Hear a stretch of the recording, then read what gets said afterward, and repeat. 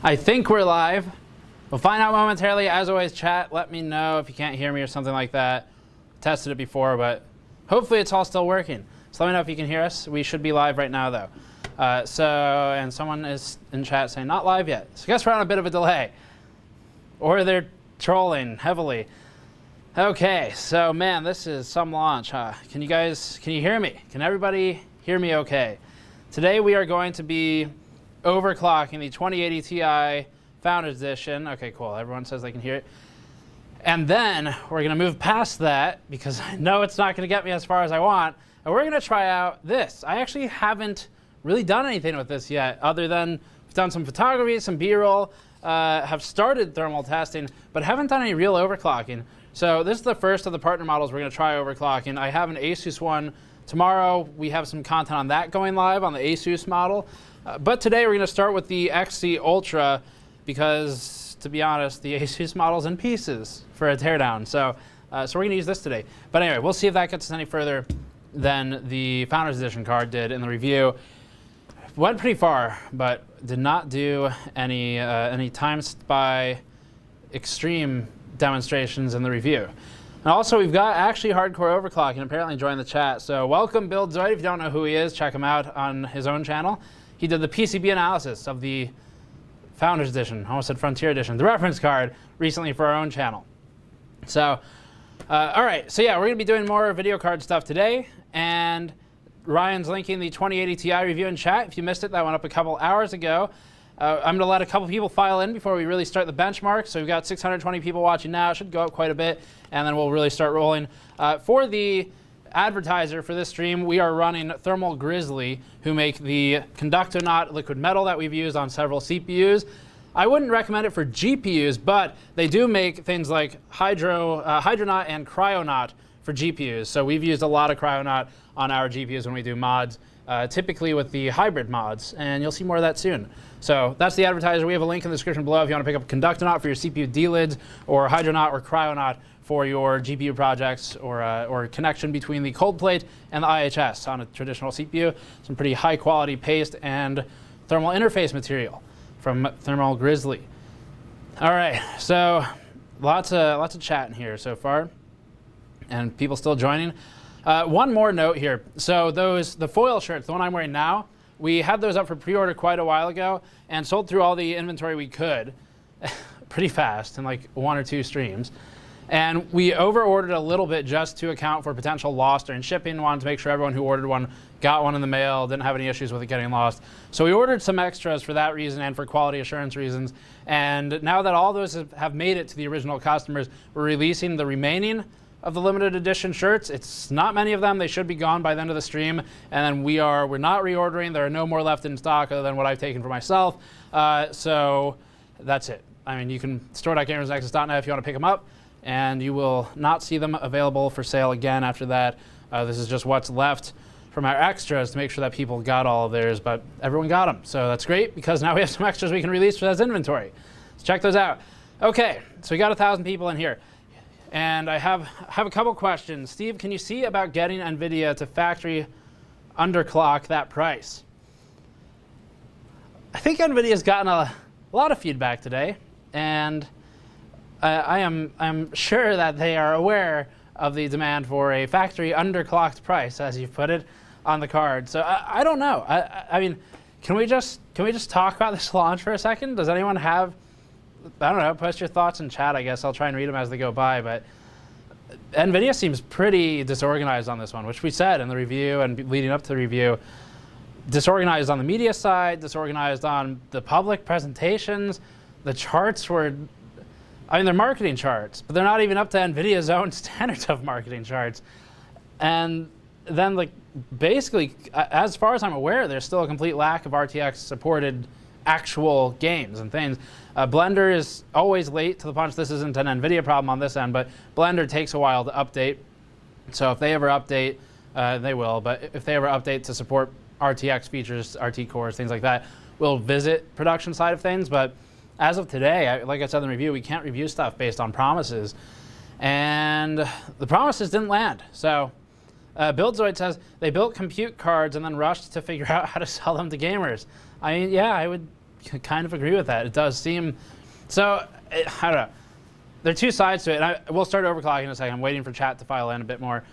Two sides to it that I have in my mind right now. One is the skeptic. And on the skeptic side, I see it as, like Buildzoid said, I see it as how do we market our lack of a process shrink, our lack of tangible performance gains on the current architectures? How do we take the situation where we're waiting for a process for node shrinks, and then turn it into a product we can sell and market it? And I think the answer was, well, what if we take our compute card technology and figure out how to do something with it and use our leverage in the gaming space and our market share and try and make ray tracing happen so that we can sell this product up until a process shrink down, whether that's 10 or 7 or whatever. That's one side. I see some chat you guys have too, but the other side I'm thinking is, if we're trying to give NVIDIA the benefit of the doubt, you'd assume maybe they're actually trying to advance the industry. It would benefit them to advance the industry. It would benefit them to get away from frame rate. They can already do that pretty well. Graphics hardware is now up to speed with graphics in games, so they got to find something to do. So I don't know. Those are the two sides I see it as. I'm leaning more towards skeptic right now. I got to be honest. It seems more like a marketing thing until I can see actual games and tangible anything. I got to call it a marketing play. Okay, so we got 1,700 people in chat now. A couple super chats, then we'll get going on the overclocking. So first one, Blade McKenzie, $25 Australian, I think. Hey, Steve, no one has done anything on NVLink yet. Do you think you'll give an overview on that and test for, quote, marginal gains? Yes. I'll leave that there. Next one. Pickles the Greatest, $2. Any chance of you doing 1080 Ti SLI versus 2080 Ti? I wasn't planning on doing 1080 Ti SLI. I'll think about it after we look at NVLink, but the problem with that is there's a really kind of selective list of games that actually do well with SLI, so I'd have to go look at what those are, and then hopefully they also work with NVLink. In theory, it should. I think it's supposed to all be cross-compatible, but I know the boards are all cross-compatible with NVLink and SLI, but anyway, maybe. I'm not planning on that one. Two more, and then we'll start. Michael Morales says, will y'all be comparing the EVGA versions versus NVIDIA's? Curious about the temp comparisons. Yes, we will be, definitely. The stream isn't really the purpose of that. The stream is, so we will be comparing the cards for overclocking, I guess, in this specific application, but not thermals today. And Corporal Candlewank says, $2, Patreon doesn't like my credit card, so here you go. Thank you very much. Okay, and then chat's talking about what they think of the launch. So, yes, it is, it looks like most people agree with pretty much all the reviewers at this point. Okay, so then let's get going on this. What we have today is currently a Founders Edition card, or a reference card as they should be known, in the slot, and that will be replaced with the XE Ultra momentarily. So this one, it's a little worse for wear. I did throw the cooler back on there for this, but it's all good. Everything works properly. Tested it with thermocouples earlier, so no need to worry. It's just a little uglier, a little scratched up, and then we'll replace that battle-hardened 2080 Ti Founders Edition with the XE Ultra, which is right here in front of me, and that's the first partner card we're going to be testing for overclocking. Wow, $100 Canadian from DJ the Chemist. Thank you very much, DJ the Chemist. DJ the Chemist says, "You're my hero, that is all heart." Well, you've just bought us our food for the night, so you're my hero too. Thank you very much, DJ the Chemist. We appreciate that very much. That's extremely generous of you. Okay, so is anyone else getting short audio silence every few seconds? Is anyone getting that? Let me know. And it doesn't count if I'm not talking in that time. Also, we might have some background noise from the fans, so you're just gonna have to deal with it though. Okay, so no. Okay, everyone's good. All right, cool. So here's a Precision X1. Oh my God, that's a lot of no's. Okay, got it. Thank you. Here's Precision X1. This is the new software. I can't make this any bigger, I don't think. So as far as I'm aware, this is the only fully compatible or the most compatible overclocking utility that we have right now for the 2020 series. Can you see that okay, Andrew? Do we need to brighten it? Yeah, we can brighten it. Okay, let's brighten it. Let's Let's brighten the monitor a bit. So this is going to be what we're using for overclocking today. I'll run GPU-Z in the background for just some thermal monitoring. And it's not getting that much brighter, but it's a bit. Okay, is that okay? You got that? Yeah, this will work. Cool. Okay. All right. Yeah, we're filming the screen because the trouble. Yeah, someone says I thought those shirts wouldn't be sold after that one stream. The pre-orders were ending that stream. We ordered a few extras, and the extras, as I said a moment ago, were because we wanted to make sure that none of them got lost in shipping, and everyone who bought the foil shirts got one. And so now we have them. It's a couple. It's really not that many. So we're releasing the extras because everyone got theirs. Fortunately, there were no packages that went missing. So we released the leftovers of that. They should be gone pretty soon, I think. Really not many of them left.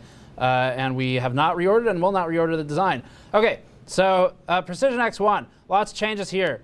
The main ones, I guess, this whole interface has gotten an update. You've probably seen it by some reviewers, but there's a frequency stepping page now. So on the left, we have frequency. On the bottom, we have temperature. Scales 60 to 90 here. The throttle point's about 87 these days, the hard throttle, and up from 83 or 4. And this is primarily useful because, in theory, you can drag these up to tell it, hey, don't drop the clocks until the last second. Typically, we've seen, so in the reviews, I can't click it. It's gone forever. That's it. It's gone. So in the reviews, I dragged it down below the, Jacob, if you're watching from EVGA, I dragged the point below the x-axis and it will never return. So some bugs, but anyway, in the testing we did for the review showed that there is a throttle point at around 69, 70 degrees. There's a throttle point at around 60 degrees. There's one towards 83 and one towards 87, of course. So those are our throttle points. And then we have, we're not going to use this much today. This page is just tuning for fan speed curves. Don't care about that. We're just going to set them to max and let it go. This is auto overclocking. We're not going to use this. But it is a volt frequency scale. So you have voltage on one and frequency on the other. And then the idea is that it can kind of fine tune on points of the volt frequency curve where the frequency and the voltage should be. But that's not fun. So we're going to manually overclock it. And then we have memory, which this is about don't brighten the monitor, turn RTX on instead. Being told, well, let me know when there's I'm getting a text from EVGA telling me how to fix that bug. When there's a monitor that supports RTX on, much like a game, please let me know. Memory goes up pretty high, so it will not actually overclock like this, but the slider goes up to 3000. We did that and just kind of black screen immediately, or crash or something. We've seen most of these cards doing 800 to 9-ish hundred, but I have not tested the EVGA one yet. And then we also have the clock scaling tends to be offset about 100 to 200 megahertz. Voltage doesn't do anything. It might feel like it does. I don't know. I asked Tom Peterson from Nvidia on camera. I said, I'm going to give you a chance to prove me wrong. Why is the voltage slider not a placebo? And he explained it, and it made sense. But man, it does not seem to do anything. So we have stepping charts in our reviews that show why it doesn't really do anything. Power target, EVGA has updated their card. They are, I think, Jacob, I think you're watching, text me if I'm wrong, but I think they're both reference boards. And the difference here, NVIDIA's goes up to 123% power target. EVGA updated their BIOS and it goes up to 130%, and it is based off of the same baseline, so it should actually be higher. So yeah, I think that will help us quite a bit for getting some extra frequency there. And I'm just kind of checking on chat in between. Okay, so I think that's the whole overview. Let's default this and let it run without any changes. Is that thing still bugged? Yes. Let me relaunch Precision just in case. And then we're going to run a baseline and see how does it perform base. I'll go over the system specs just so you understand what's in there. And then I'm being told by EVGA that yes, reference for that one, 130%. So yes, this is in fact a reference PCB for the XE Ultra that we're going to be working with today. The XE2 Ultra is the one with ICX2. Just for clarity, we don't have that today. And then they will have custom PCB models coming out shortly, but because of NVIDIA's slowness in dealing with the partners, that didn't really happen. They didn't get enough information to build their custom PCBs, leaving us with reference boards for launch, and that's about it. But anyway, we're going to focus on TimeSpy Extreme today. And the reason is I ran this really heavily for a RIP LTT stream, and we used the Titan V in that one. So we'll run it with the CPU test, I guess, but then we're going to turn it off later and just do only graphics. But let's just run the full thing. And I'm going to get GPU-Z open just so we can kind of keep an eye on what's happening. It'll drop our score a tiny bit, but it's OK. And that will give us some sensor data at the end of the run just to make sure we know what's going on. OK, so that's going to go. I'm going to give you some more information here, and then I'll start reading the chat. Someone says, Elric from Tech of Tomorrow just burned his 2080 Ti. What do you mean by burned? Oh, whatever. I don't know. It's not scaling properly, which shouldn't affect the score. I guess we'll restart that one just in case it does affect the score. Oh, the whole monitor. OK, that's good. That's good. Good start.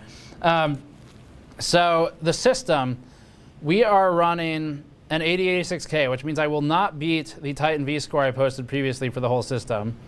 And we are running that at 5.0 gigahertz. This one does 5.35. We showed that in a live stream previously, but I've got it at 5.0 because the focus is GPU today, and I don't want to fight the CPU. Our RIP LTT stream used a 7980XE, which has since become a meme of what CPU is that. And that score will be unbeatable with this system, but I do want to see how close we can get. So just for reference, and I'll check chat momentarily. I see a lot of it here, but let's show our previous Hall of Fame score. Let me open this up as a standalone window. Okay, we can show this. Let me try and tilt this monitor over. So, Andrew, let me know if you can get an OK shot of that. So this is the TimeSpy Extreme listing. Can you see that OK or no? That OK? So what we did was we did a RIP LTT stream. It was a response to Linus Tech Tips, who are down here. LTT benchmark number 10, and only Canadians in the top 10. I'll give them that. And then so they got 8092 on Titan V, 7980XE. We came in after them. Originally, I think we were at 4th or 5th or something like, I don't remember, 4th, 5th, something in there. Been bumped down to 7th. Titan V still, 7980XE. We're not going to be here today. But that was 8285. And the score for that, oh, you know what? I got to give it a shout out too. Richie C77 is one of our Patreon backers. Went in there and did his own RIP GN within the Patreon Discord. And I think he was chilling his Titan V, so pretty cool. Really fun to see the community getting involved. And congrats, Richie, on beating our score. I'll be back soon to beat yours. That's the fun of it. So our score, the Titan V is the interesting one because it is a predecessor to Torian. It was Volta, of course. Graphics score for that, I don't know, it's kind of small, but it's 7873 was our graphics score. We are not going to get this CPU score today, but 7873. I don't think we're going to beat this with a 2080 Ti. I really don't. I think I think we're going to get closer to 7,000. But my goal today, I like to set goals for these streams. My goal today is to hit 7,400 points on the graphics score with overclocking. We're ignoring CPU, and I think we're going to need a board partner card in order to do that. So the goal is 7,400 for today if you're keeping track at home. And Jacob joking via text that maybe you can beat Kingpin's score. That's not a nice thing to joke about, Jacob. We know that's not going to happen. Don't have to rub it in. Fly him out here, though. Fly him out here. We'll get him on camera. And what we'll do is he'll set up all of the benchmarking systems, and then I'll push go. And that will allow me to claim the score. So then we can say that I beat his score via proxy of Kingpin himself, I guess. But get him out here. We'll do a live Liquid Nitrogen OC stream or something with Kingpin. OK, so that's a lot of talking. That gets you up to speed, though. Let me check on chat. This is still running its first full pass for a baseline. And let's see. Kingpin with the 2080 Ti. Does he have a score up there already? The 2080 Ti? I didn't see, actually. OK. Oh, did he? Yeah, Kingpin with 2080 Ti. So I didn't say it's not faster than the Titan V. I said I don't think I'm going to get it higher than our Titan V. Big difference. Our Titan V was under liquid. This is under air. It's a reference card. This one is also under air. It's reference PCB. And also, I'm not Kingpin. The guy is like, it's not even fair. He shouldn't even be putting his names on the scores at this point. The scores should be called RoboClocker. His own robot is beating him. So the Titan V may well be slower than the 2080 Ti's if you are literally him, or you have better understanding of what you're doing. And he is, in fact, a professional overclocker. So that is not what I said, but thank you anyway. Okay, is there still a discount, a live stream discount for the store? We could do that, I guess. Let me get some of this going. Maybe I'll enable one or something. Okay, still going here. Couple super chats in, quite a few actually. Manny V, 2080 Ti overclocked or 1080 Ti's in SLI? Question mark. I don't, not 1080 Ti's in SLI, I guess, is my only answer to that. I haven't tested SLI in a while, but you're going to be disabling it a lot of the time, and it won't do anything a lot of the time. So I still don't really like that configuration. Jack Fairley, $5. Do you think there's a possibility that RTX will never be adopted in games or decline like SLI? Sure, there's a chance. Nvidia has a lot of market share. They have a lot of engineers who help game developers, so it's possible it gets adopted. We already know it's being worked on. It's just none of them made it for launch. So I really don't know. Yeah, I wish I had better insight for you. But as a consumer, just wait, see what happens. If RTX sees wider adoption, games take years to develop. So it's going to be a while. And I don't know that I want to be the first person with one of these cards, especially, who knows, like when they shrink to 7 or 10 nanometers or something, is RTX even still going to be a thing? Like if it flops now and they can go through a process shrink and change the architecture and just pack more FPUs in there instead, what happens? Where does ray tracing go? So yeah, I really don't know. Okay, and last super chat for now that I'm going to read. Hey Steve, my name is Chance. LOL, do you think Nvidia might be holding back on performance with drivers till they move enough Pascal overstock cards? I don't think so. That's like, there are some conspiracy theories that are reasonable here. I don't think that's one of them. The drivers are going to be more limited than later on, but I really don't think that's because they're holding back to sell Pascal. I think Pascal will sell itself well enough by nature of being affordable. So no, I don't think so. I don't think so on that. Okay, so baseline score. For thermals, we weren't getting too hot here, but we have a low ambient temperature. Fan speed not going too crazy. What was our max thermal here? 67 degrees. We have controlled thermal tests. If you want to see the controlled numbers, it goes higher than that, of course. But we're just doing some ad hoc OC testing today. And max clock doesn't count for much, but 1935 before it hit thermal limits and started dropping to sustain the temperature targets. Well, the internal, the GPU temperature targets, not the one in precision. The targets we can't see. It drops clocks. So we have a chart on this in the review where it goes down from like 2070 megahertz to 2055 to 2040 every couple of degrees. And that's part of that. Baseline score, we got 6246 for graphics. And remember, my goal today is 7400. So we have 1200 points to gain here. Quite a bit. Big climb we're asking for. And CPU score is irrelevant. We're at 4202. It's only at 5 gigahertz right now. I haven't really done anything with the memory other than XMP. And it's, I guess I should go through that too. So system specs, we're using an Asus ROG Maximus 10 Hero. It's our best board for Z370 that we have and works well for overclocking. It's the one that got us to 5.35 gigahertz previously, using 32 gigabytes, 4 sticks of Vengeance LPX memory, and that is 3200 megahertz, and I think a CL16 stock. Then we have an AX1600i Corsair power supply, so we're certainly not going to run into any power limits. Kraken X62 for the CPU cooler. I like those for their ease. And we have a little bit of airflow from the CPU going over the GPU, but it's not anything meaningful. It's just from one 140 fan that's blowing through a radiator for the CPU cooler. So that's going that way. And that's our test bench. But anyway, so score. I'm going to take a note of the baseline. And the baseline is 6246 for graphics. Baseline with a 2080 Ti FE. So I'm just taking a note of that. We're going to try and beat that as we go. And that should get us started. So, okay, let's start overclocking this thing. So first of all, pop up Precision X1. First thing I'm gonna do, we have a full OC stepping table in the review. I encourage you to check it out because I'm gonna skip a whole lot of steps right now and start going towards where I know performance upticks a lot. So let's do just something kind of interesting and see what happens. I actually didn't do this. I don't remember the results if I did. It was a long night. So we're going to go to 123% power target. And I'm just going to max the fans here. So I apologize if it picks up on audio. And that's it. I'm not changing anything else. That will let us see some thermal frequency response in testing. And we're at 4,000 RPM right now on this card. This one goes a bit faster than our other one. It seems there's some fan speed variance, plus or minus 10%. TimeSpy Extreme, kill the CPU test, don't care about that. And let's get that open, then I'm gonna pull GPU-Z on top of it once it's launched, and we can take a look at frequency versus thermals and see what happens, and then see if our score is any different this time around. That should be pretty interesting to look at, I think. So I'm gonna catch up on chat momentarily. And didn't Tom say it's one-click overclock? Planning on a short stream then? Yes, you can certainly do that. I think that takes 20 minutes. We're not going to do that today though, and that is something we'll be looking into, I'm sure. Okay.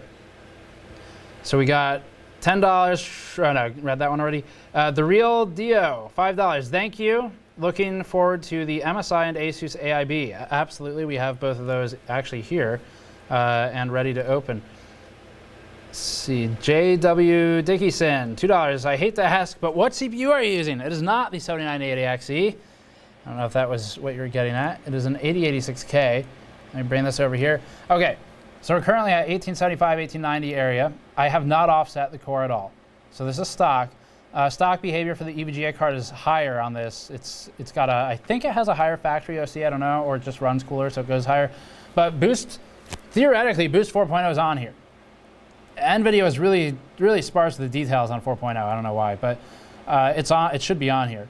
Behaves a little differently. We have a flatter current, so now we're looking at something like 15 amps flat right now in this test. We're about 15 amps into the PCIe cables. I don't know what the PCIe slots draw. It might be more variable. And our frequency is bouncing around high 1800s, low 1900s, and that's going to further drag down as we increase in temperature. But TimeSpy is such a short test. And each one of these is 30 seconds, no more than a minute. TimeSpy is short enough that we're never going to really hit super high temperatures, which will be greatly beneficial to us in our scores. And then the fan speed is now at 3,700 RPM, so that's about where it should be. I guess it was just boosting earlier. And let me check on chat for a moment. Let's see. Someone says you're running a 4K monitor or standard 1080p. It's a 4K monitor, but it's at 1080p just because we're recording the screen, and it's easier to read stuff that way. And we can screen cap, but when the card crashes, that typically throws issues. So that is a problem. That's why we're just recording the screen. It's a bit easier. Buildzoid says, yeah, the card will use PCIe slot power for some of its power. It definitely will. I'm not sure if it behaves any differently than Pascal, though. Buildzoid, if you know, let me know. I think PCPer probably reviewed that, but I did not look at that.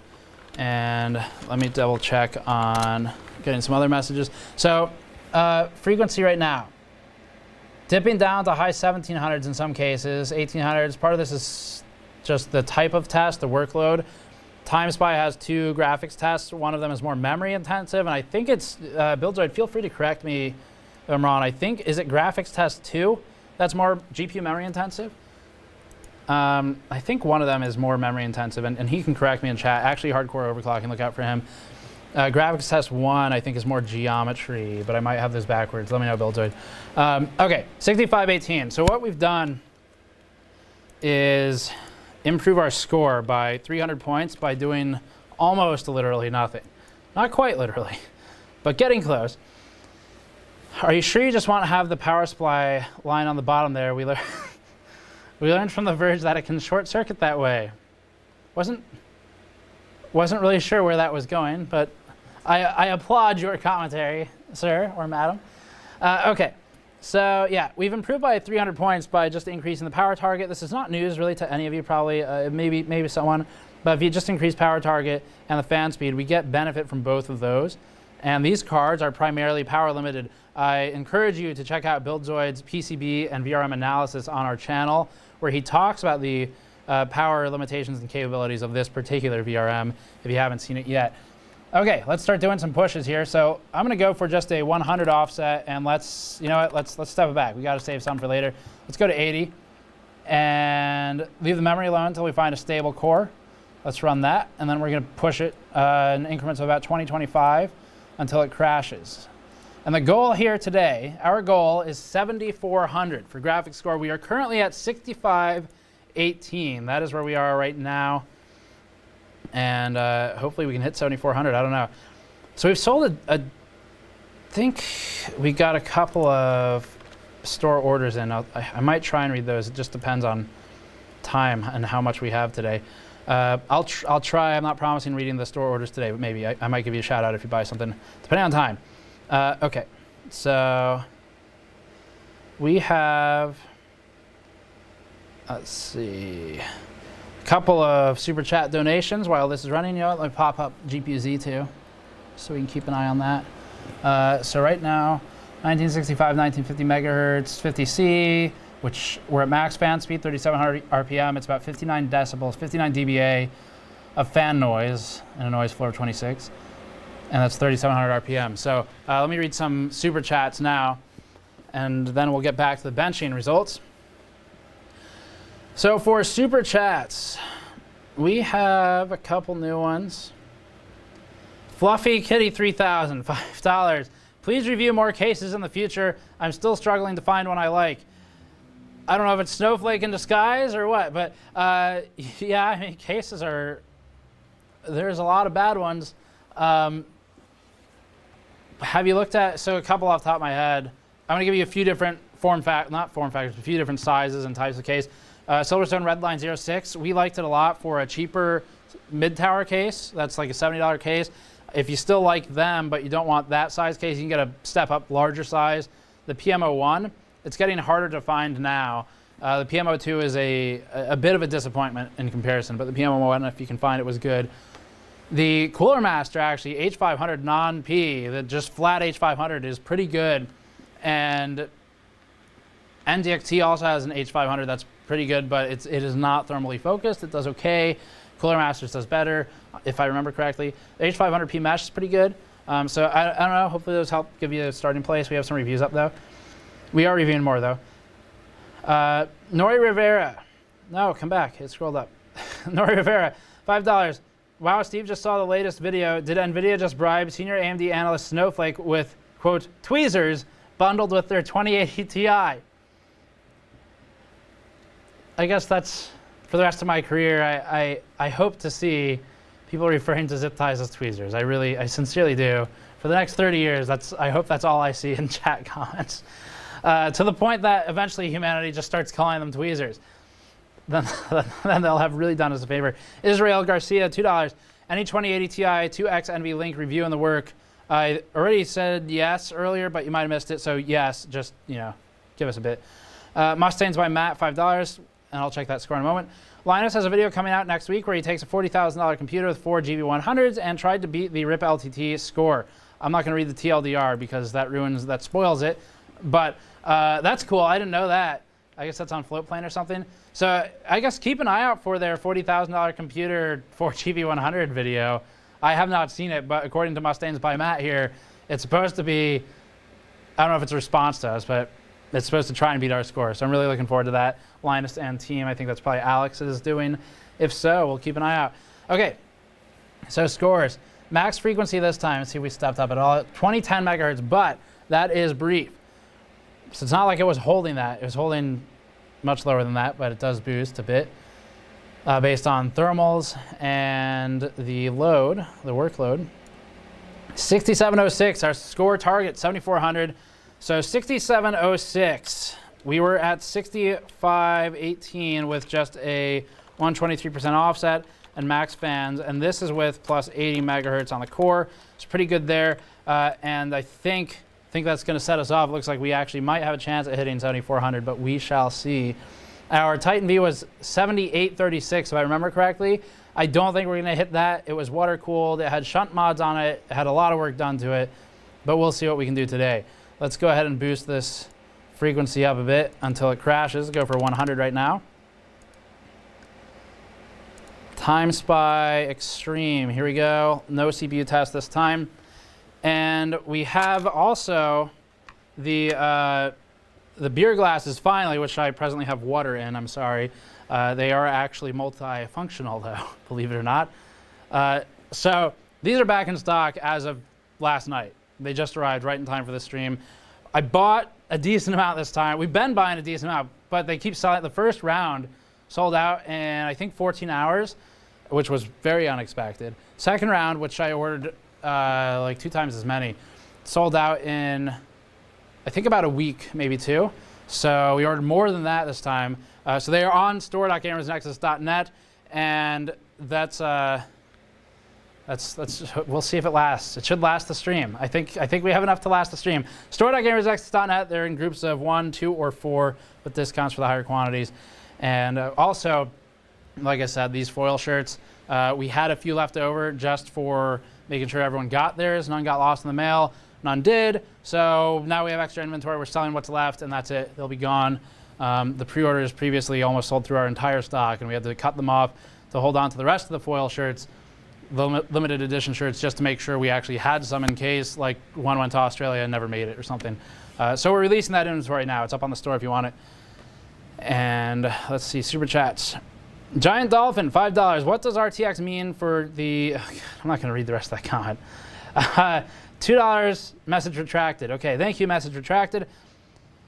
$5, James Love, no message. Thank you, James. All American Freedom with a U, $9.99. Thank you very much. Damn it, my daughter and I love our GN hats. Still watching, have been for years. I don't know which hats you have, but we haven't sold any for a little while now. So we've had some discussions about making more, but I don't know how much of our audience likes hats. That's still running a test, by the way. So current score to beat, if you're just tuning in, we're at 6,706 points for the graphics score. Our target is 7,400. We are running a 2080 Ti Founders Edition card with a bit of scuffs on it. And then we're going to be switching to the EVGA XE Ultra a bit later once we run to the limits of this card, which should not take too long on the Founders Edition cooler. And our score is 6,706. Stock score, complete stock, 6,246. So we've already increased quite a bit. And we're going to keep pushing for that. The coaster is stuck to the cup. Okay. So we are still running through a second test, I think, in TimeSpy. Let me see if... getting EVGA updates. So EVGA responding to my earlier mention in the stream where I said send Kingpin out, and he can proceed to beat his own score and then put my name on it, which we're not actually going to do that. But so Kingpin might come out here. We haven't worked out the details, but it sounds like it is a possibility. So that would be pretty cool if we get him out. If you don't know who he is, he works at EVGA. Their Kingpin cards are branded with his name. So he is an extreme overclocker. And then he works with a guy, Tin, who does some insanely good electrical engineering work. And then I'm also being told, apparently the hybrid will be available in October. So updates for you from them. Okay, graphics score 6712, and all we did was push a plus 100 or plus 20 megahertz over the last one. So we are within margin of error. That is only 6 points ahead of the last one. That was plus 100 megahertz. So we're really not making any progress with that. So it is time to kick it up a bit more if the card can hold it. Let's just go to 125, start going 25 increments. And you know what, let's play around with this voltage slider some more. So it's kind of, okay, I'm kind of curious. Let's do Fire Strike Extreme with the demo so that I can freeze frame it. Windowed mode. And let's just move the slider and see if it does anything in a frozen freeze frame demo. It's hard to tell when TimeSpy is rotating through, but really doesn't look like it does anything. In our OC stepping chart, doesn't do anything that you can see. And the voltage really didn't change in that OC stepping until we started overclocking the memory in addition to the core, at which point the card mandated that the voltage would change, so it did. But that's not because of the slider, it's just it decided to change it. So anyway, let's see if it does anything just really briefly here. I'll freeze frame it somewhere kind of intensive. And I think I know a good frame for that. We use a couple different ones. The first couple are fairly intensive. One of these is normally pretty bad with all the post-processing. Like this one's this is about 15 amps right now through the card with a stock setup. And I forget what, I want to say it goes up to, well, I'm not going to go off memory, but I forget what it goes up to with the power target boosted, but 15 amps when it's stock. And voltage is reading at about 1,000 millivolts, so 1 volt, roughly. Assuming this is accurate, let's boost that to offset of 100 and apply. And I don't think it's not, I shouldn't say that. It's not an offset of 100. It is a 100% slider. It just doesn't have a unit of measurement in there. But I don't know. I mean, it's not really, like, it's hard to see if it's actually changing. I think in theory, and Tom said this in the interview, in theory it's supposed to just tell the card, like, hey, it's okay to be in the maximum voltage state all the time. But it seems like it's doing that anyway. And I don't know if that's because of the power target or because of the workload or the overclocking or what. But it really doesn't seem like this does anything. And I think BuildZoid has probably said something similar in his own content. We'll max it out anyway, though, because it's not like it's going over 1 volt. And these cards are lower voltage than previous Pascal cards. So that kind of makes sense. Anyway, TimeSpy Extreme. Let's do another one of these with a 125 offset. We'll start doing memory soon and see if we get any progress towards our goal of 7,400 points for today. We're at 6712 right now. Okay, that's going up. Okay. All right, so we got a couple super chats here. We got Dalton P, $10. I have a CryoRig C7 CU with a Dan Case A4 SFX.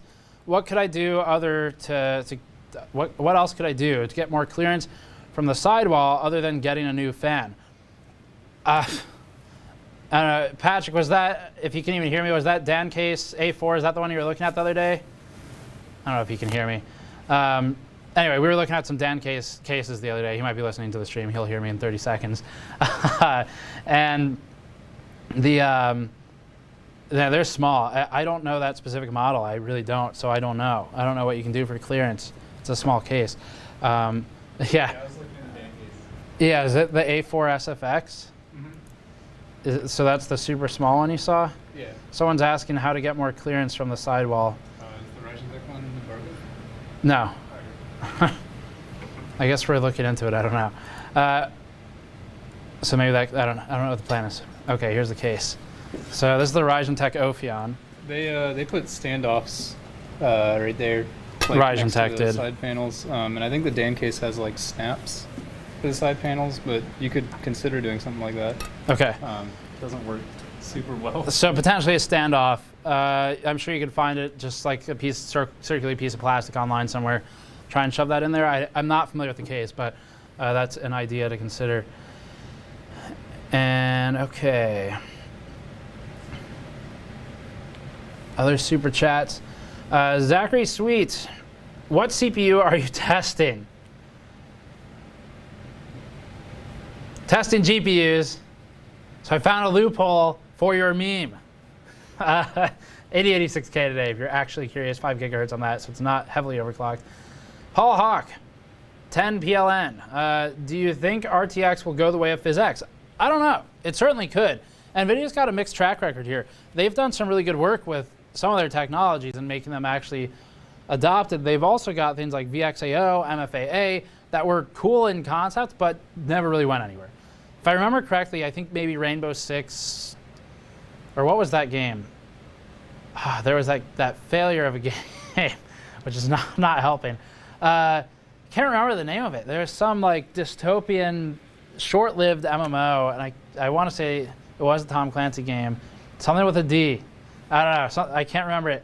I think that had VXAO, and I can't remember any others.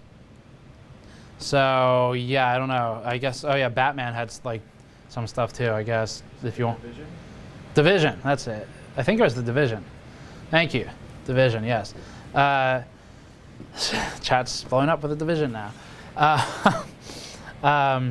Yeah, that one I think had one of those NVIDIA tech graphics techs in it, and I can't remember any others. So will RTX go the way of PhysX? There's a track record for yes and no. And everyone I've spoken to at NVIDIA, and I don't mean marketing people, I mean people further into the company, seem to believe that RTX is getting more effort behind it than some of the previous technologies. It has more development focus. They are working with game developers more heavily. They've got an SDK out that's been out since GDC now, so it's not new tech. So it's possible that this could be more like GameWorks. I don't mean that as a pejorative. I mean more like GameWorks insofar as GameWorks has pretty, whether you like it or not, has pretty wide implementation in games.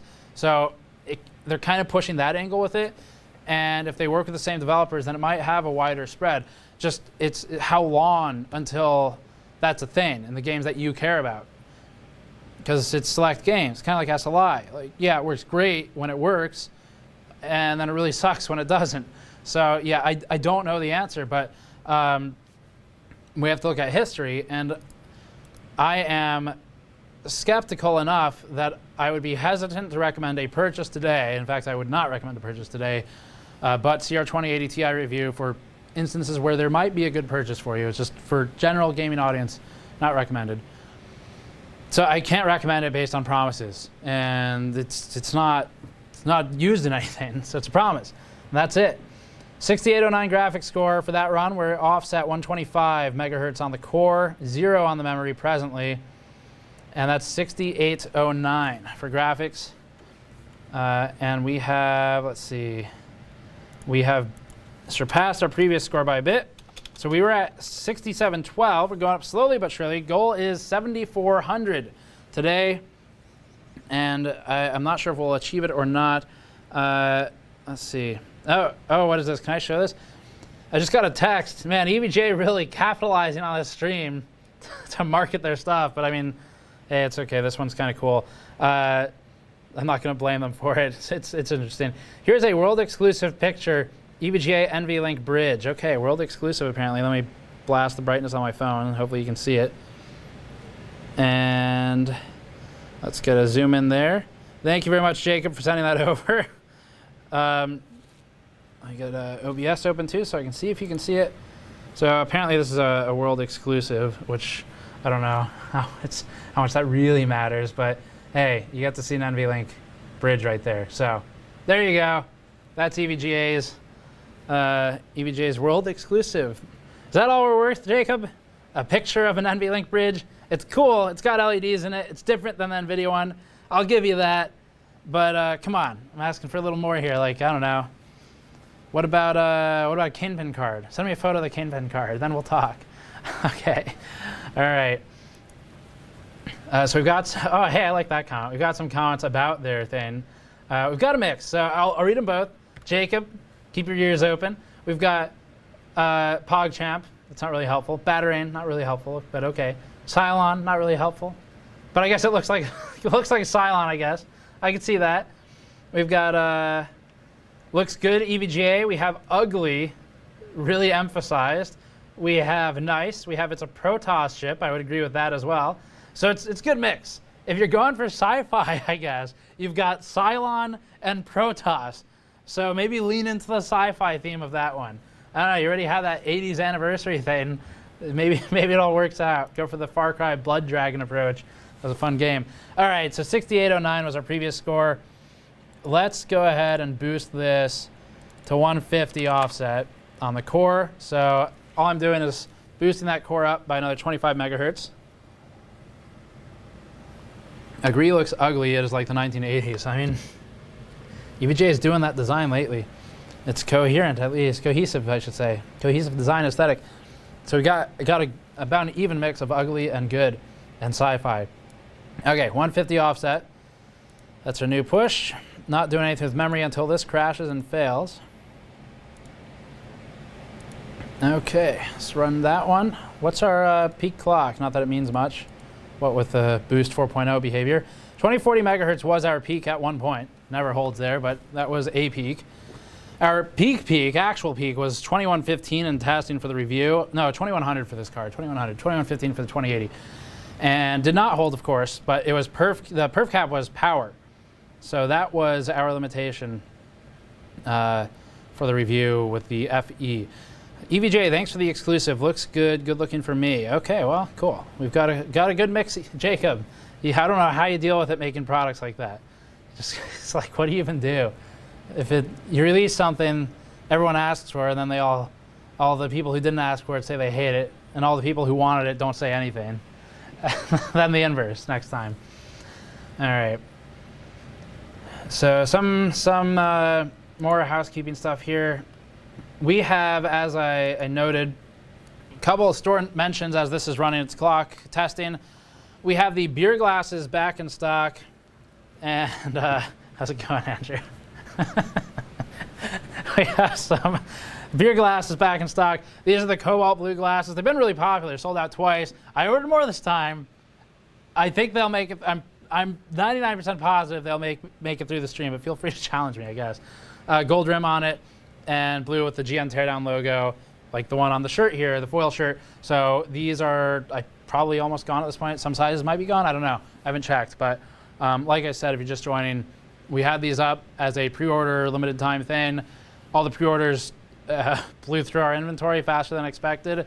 And I cut off the pre-orders, left the remainder of the order so that we could look for any lost shirts. None of those got lost in shipping, so that was great. And now we've released the rest of the inventory for people who don't like pre-ordering things because, hey, I don't blame you. We certainly didn't recommend pre-ordering the video cards that are coming out recently, so we had some left over for people who just want to straight order it and get it within a couple days.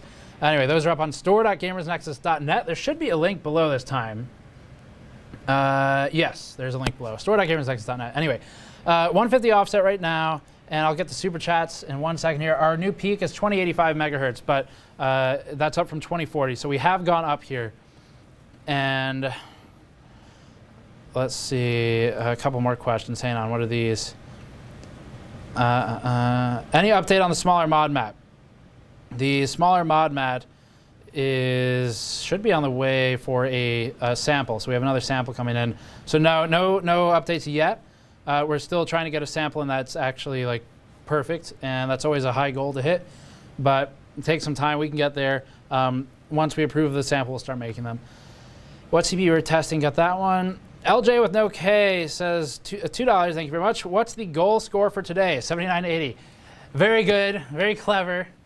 I see you though. Not gonna get that past me. No, in fact, the goal is 7400, and we are at 68 right now for the score, so I'll take a note of that. That is up from 6809 previously. What's up? I don't think we did sell out of the shirts. I think there's still a couple there. Maybe in one size. Okay. Yeah. No, I don't think so. Let me double check. No, yeah, they're still there. I think. I don't know. I think they're there. Anyway, 68. And that is... Let's see, 6809 was previous. Small gains, got a way to go. We're starting to run out of OC headroom though, so I don't know if we're gonna hit 7400 with this card.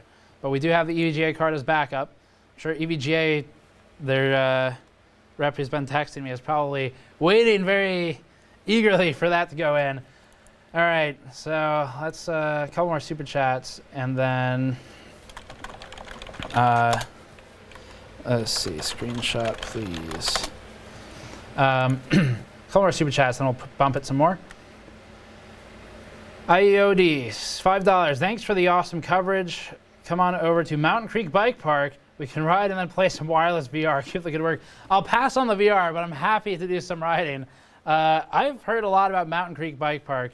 I think that's in New Jersey. It used to be called, was it Diablo, and then they changed the name because that scared people. Yeah, I'll probably at some point. I typically go to like Snowshoe or Bryce for downhill biking, and yeah, maybe Mountain Creek once I get up further north at some point when there's not a launch every month of the year. That would be great. And then one more, Chris Kozlowski, $20. So I note that the 2080 is nearly 300 millimeters squared larger than the 1080 core. According to TR, up to 6 of the 72 multiprocessors are disabled. 2080 Ti has 68 out of 72 SMs enabled. So you're missing 256 of the possible FPUs, 64 times, what did I say? It's 68 out of 72, right? Yes, 68 out of 72. So 64 times 4, 256. So you have 256 possible more FPUs that you could turn on, which I don't know if that's going to be a Titan or just for yield purposes to give a buffer. 256 FPU or CUDA cores if you prefer. It's not really enough for a Titan, I don't think, but they could do it. And they enabling the extra SMs would give them another memory controller. which would give them the capability of adding another memory module. So they could have 12 memory controllers instead of 11. Check our architecture content for that if you're curious to learn more. And then 12, was that Thunder?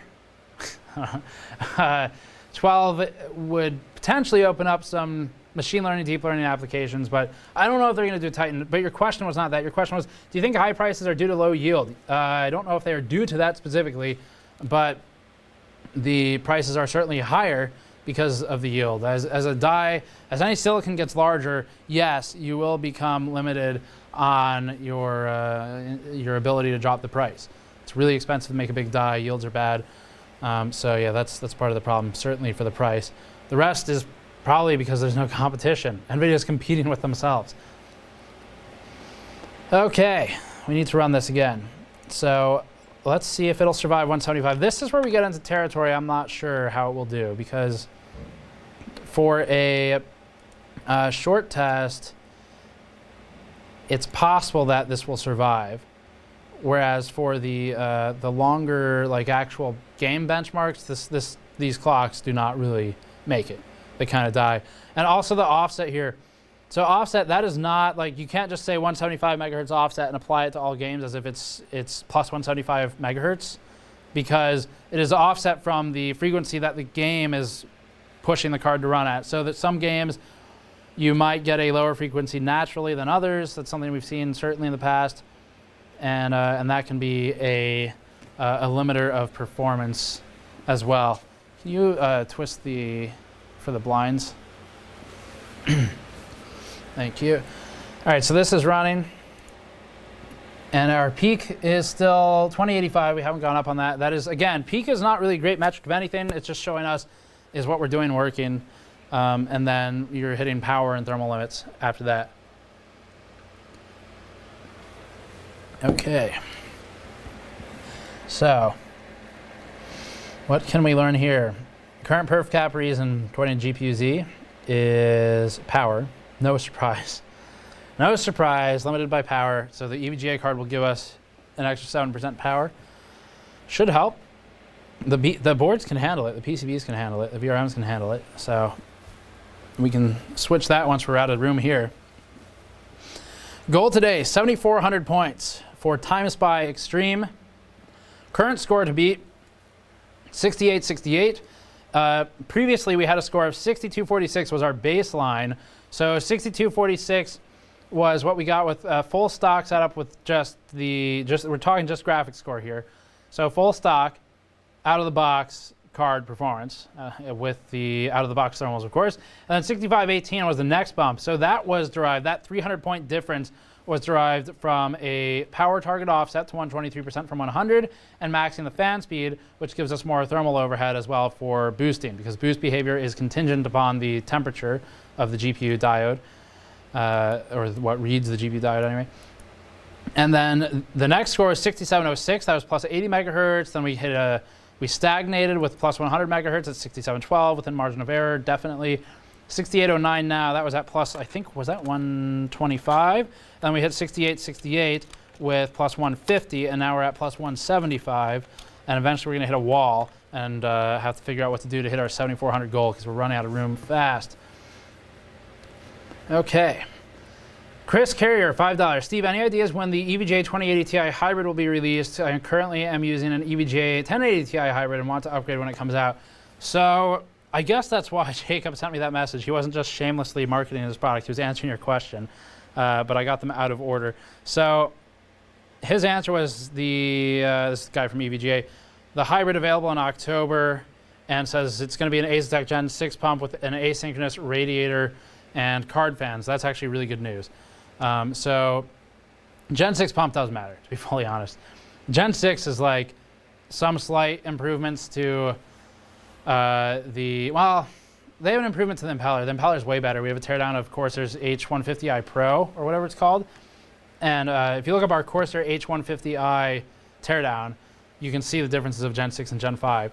And the Gen 6, Asetek Gen 6 pump is primarily an impeller change, and then changes to the permeability of the tubes, of the way the loop is constructed. So there's some changes within the block of how the water is routed. But other than that, it's not like there's a performance improvement. So that's kind of a downside, but endurance maybe is better. It's hard to know without testing for, without years of sample data.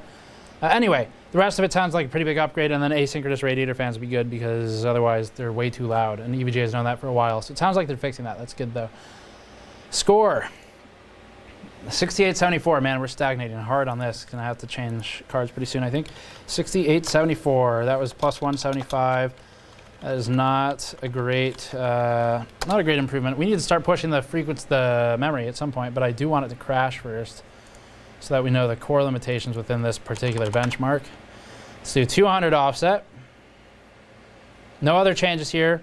So fans are 100%, that has them at 3,700 RPM. They are in fact asynchronous with, we can get a zoomed in shot on this software, I guess, but asynchronous for this Founders Edition card, which is interesting to me because EVGA kind of started that with ICX, and I thought they had patents on some of this stuff. I don't know how any of that works, but I don't know what the deal is there. Anyway, Nvidia decided to chew into that market and do the same thing. They are not using them, however, and as far as I'm aware, the fans seem to lockstep with one another. So your GPU and your power fan spin at the same speeds all the time, and the power fan will be the one on the right, GPU is the one on the left. So I don't know that they're really leveraging this. It looks like it's more of a user thing. Anyway, 200 offset. Let's do that.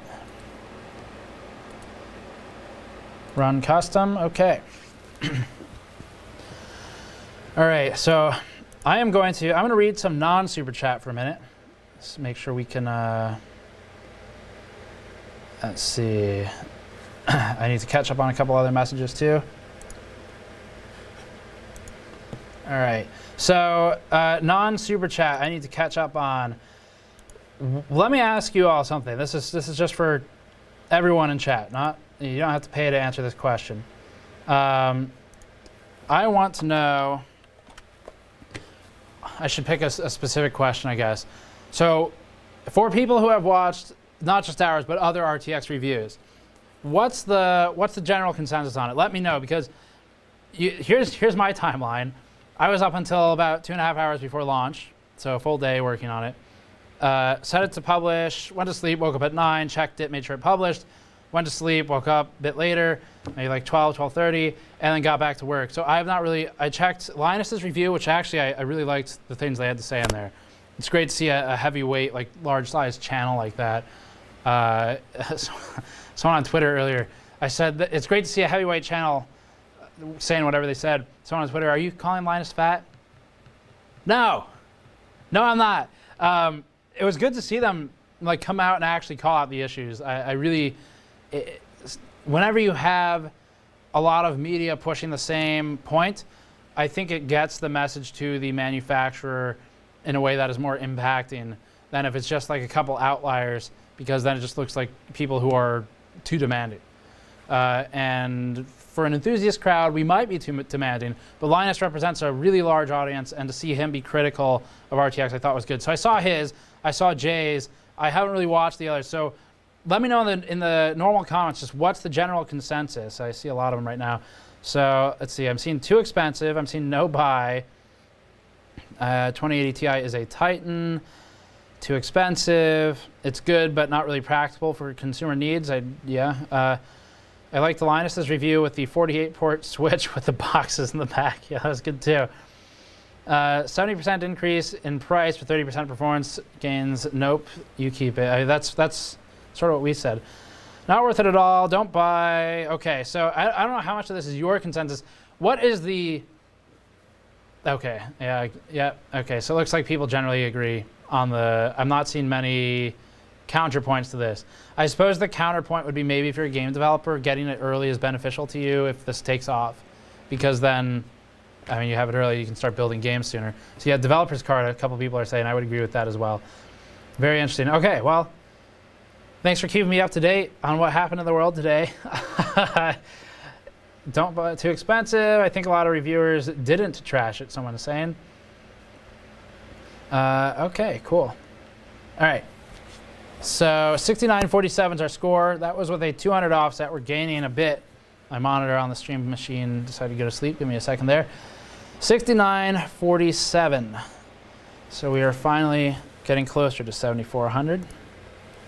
6947. That was plus 200. Okay, so scores in order were, I'm just going to blast through them. We started 6246, 6518, 6706, 6712. That was a bad one. 6809, 6868, 6874, 6947. Goal is 7400. Our Titan V previously hit something around 7836. I don't think we're going to beat that, but you know, we might as well go ahead and see. It's not going to be my goal today, though. Do need to do memory overclock. I don't know when this thing's going to crash. Like, what's the deal? I might see a performance increase, stop or decay or diminishing returns before we see a crash, but that shouldn't be the case. So our max clock on this now is 2130 megahertz, which is higher, but again, that is a peak. That's like, that could be a millisecond, and or I think this logs on the second. So a second of time. It's not sustained to 2130. More realistically, we are like 100 megahertz below that. I think we're probably at 2060, 2070. I'll keep an eye on it this run, just to get an idea for sustained average frequency. Okay, it died. Well, clock for this run, 300 megahertz. Okay, it did jump to 2205, which is the highest I've seen.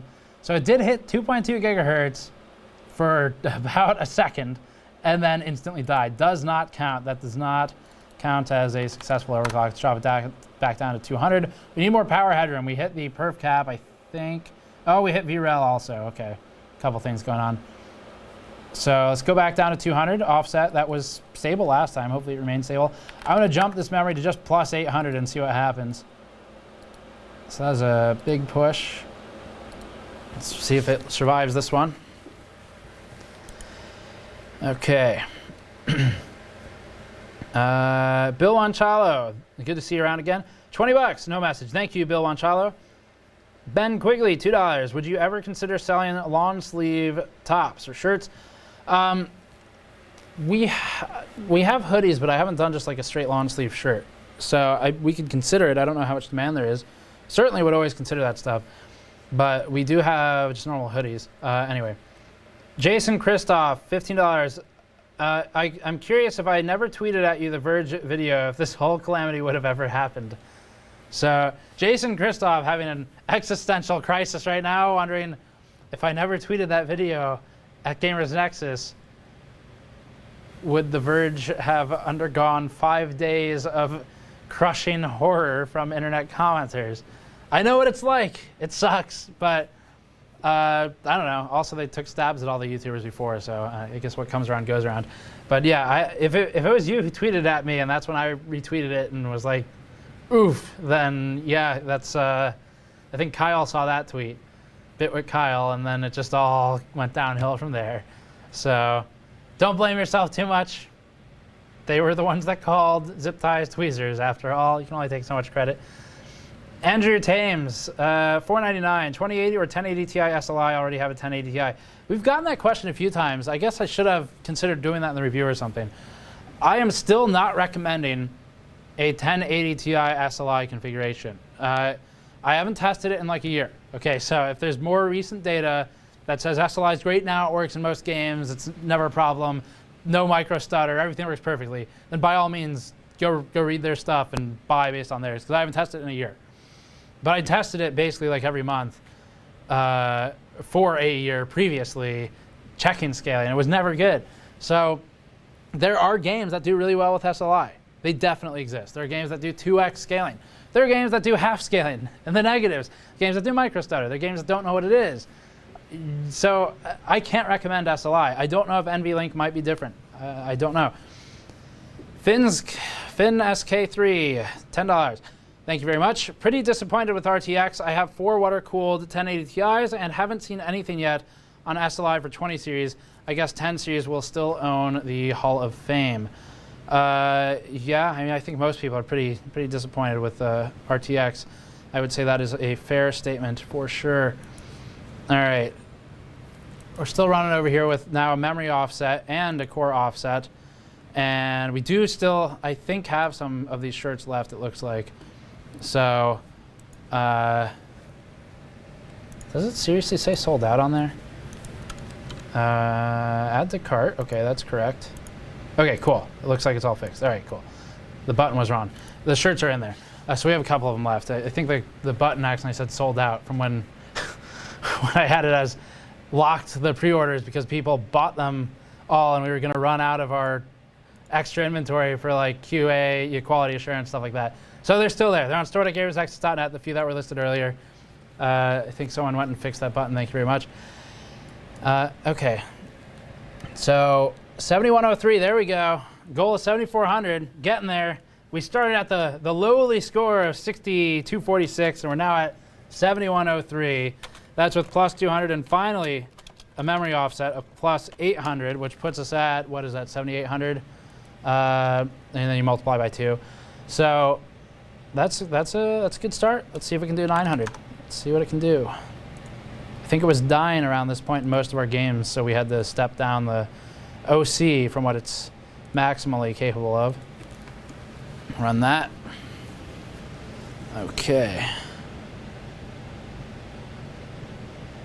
Oh, yep, our distributor messaged me and said, you had a text override on the foil shirt button. I changed it for you because people didn't know they could buy it. All right, thank you very much, sir. Okay, so that's all fixed. Yeah, the couple we had left over are in there, and then we're done with them. No more on order. They're just left over from the first batch, and then we're moving on to other shirt designs.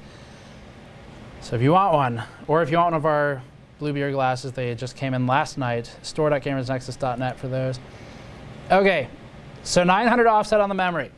It's GDDR6, mind you. This behaves a bit differently from G5X, and we are approaching 16 gigabits per second. That's pretty cool. Stock is like 14, I think. Clock, we're at plus 200. We were crashing at 225. I can maybe try 210 later, something like that if we're really desperate. So we're averaging around 2044, 2055 for parts of these scenes, but then it drops down. We're at 2000 now, so it all depends on the scene and the temperature. And the temperature here, we're at 54 degrees.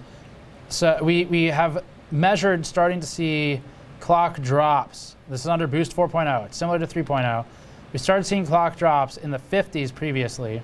That'd be this over here is our temperature. It looks like we crashed too.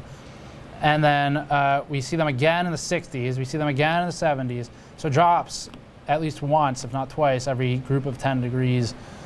Okay, so that did not succeed. So 900, no good. Let's see if it does 850. Start narrowing down our range of supported clock frequency.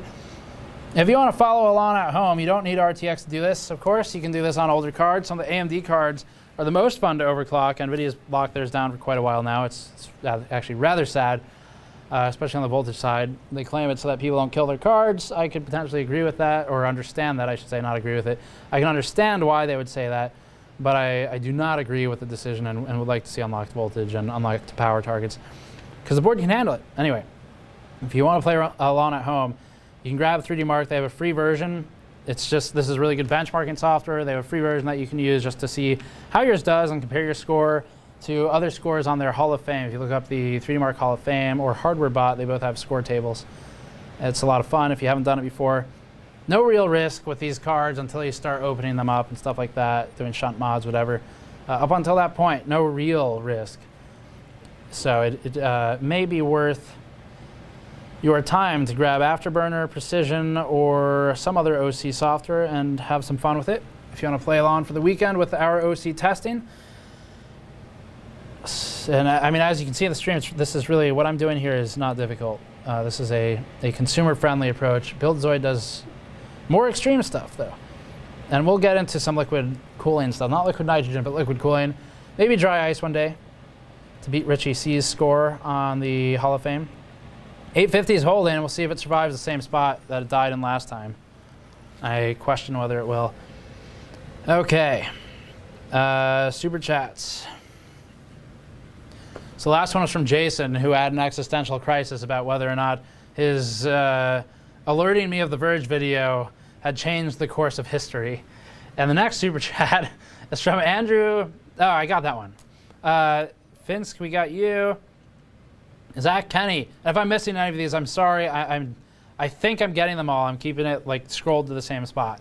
Zach Kenny, $5. When will the mod mats be back in stock? Just ordered mine. The large one, that's like the one that's on the table right here, this mod mat, I think it's the only one we sell right now, is already on the way. I think it's on a plane in the US at this point. So it should be, what's today? Wednesday.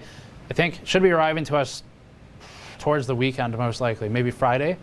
And then they'll immediately start shipping out to anyone who's bought one. So if you bought a mod mat on the store, they will begin shipping. And these get back ordered all the time because it's really expensive to make them. We're not like a huge manufacturing company, so I have to make them in runs. And obviously, you need to take the money you made from the previous run to fund the next one.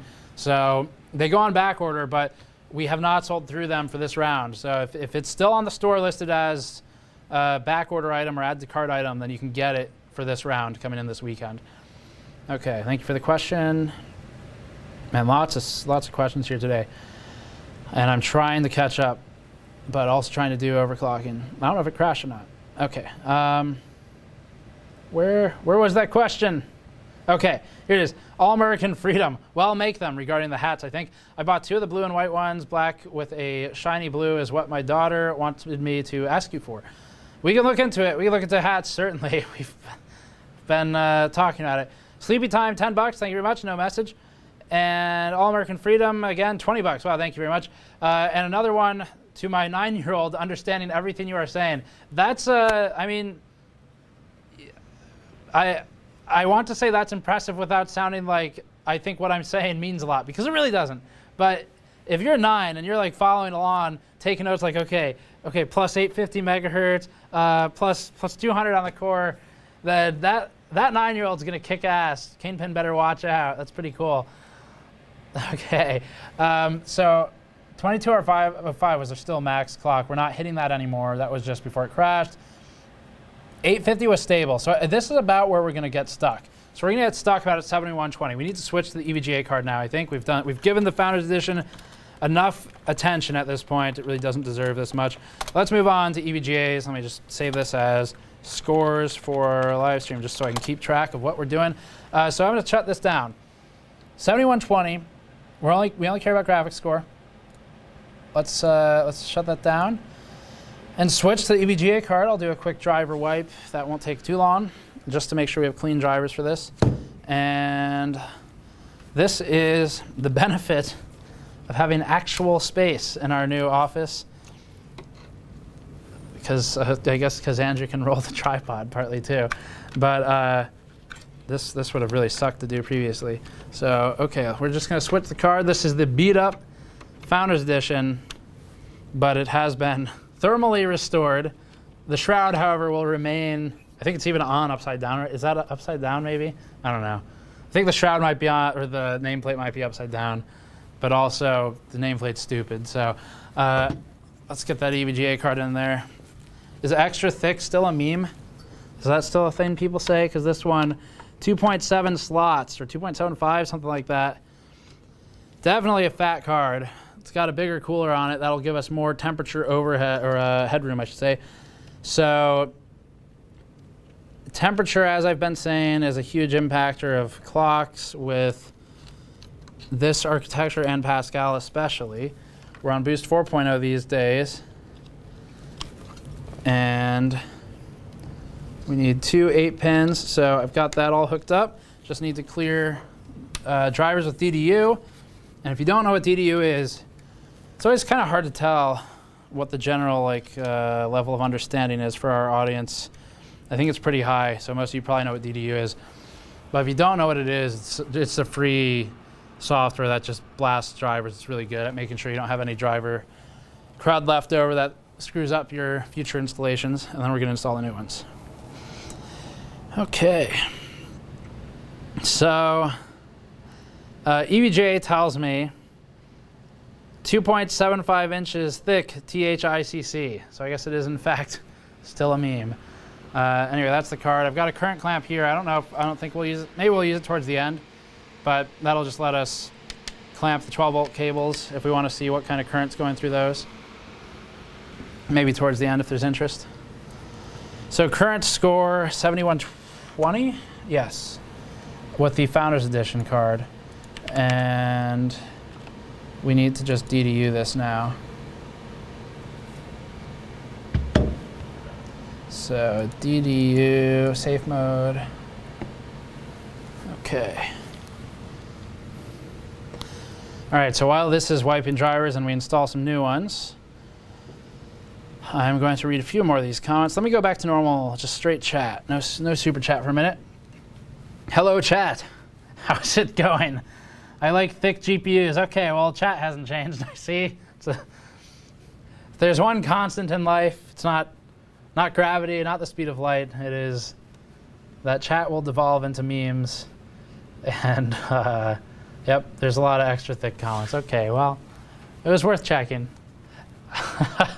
All right, how come everyone has the EVGA cards? I don't know. They shipped a lot of them, I guess. We got MSIs like today, I think. We got Gigabyte. We got Asus. We've torn that down already, and we just need to put some thermocouples on it. Start doing thermal tests maybe tonight. So that teardown will go up very soon tomorrow. So check the teardown for Asus's card tomorrow. But yeah, all right. So what else? What else has chat got for me while we're cleaning the drivers and installing new ones?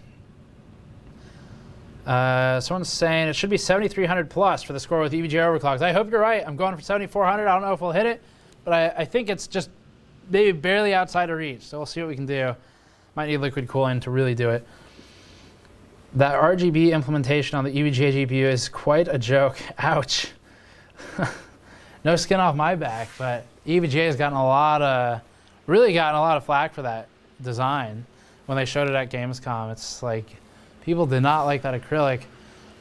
People also didn't like, or polycarbonate, I think it is. I guess maybe the same thing, but people also didn't like their FCW3 designs either. That one kind of grew on me. Steve is disappointed in us.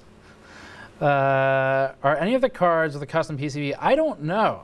Yes, there are. The Asus one, the Strix one that I have, that's a custom PCB.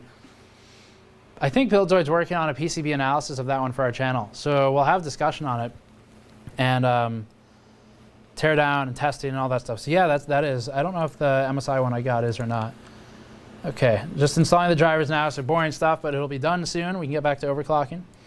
So if you've just joined or you just came back, we've switched cards from a very abused, scuffed up 2080 Ti Founders Edition, the famous one from the video where I had to blast a heat gun at it and pry at the plate.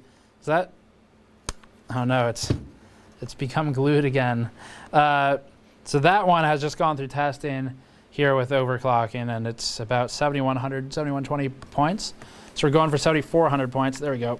Oh, you ready? Andrew, you have your safety goggles on? So there's the plate that was glued on.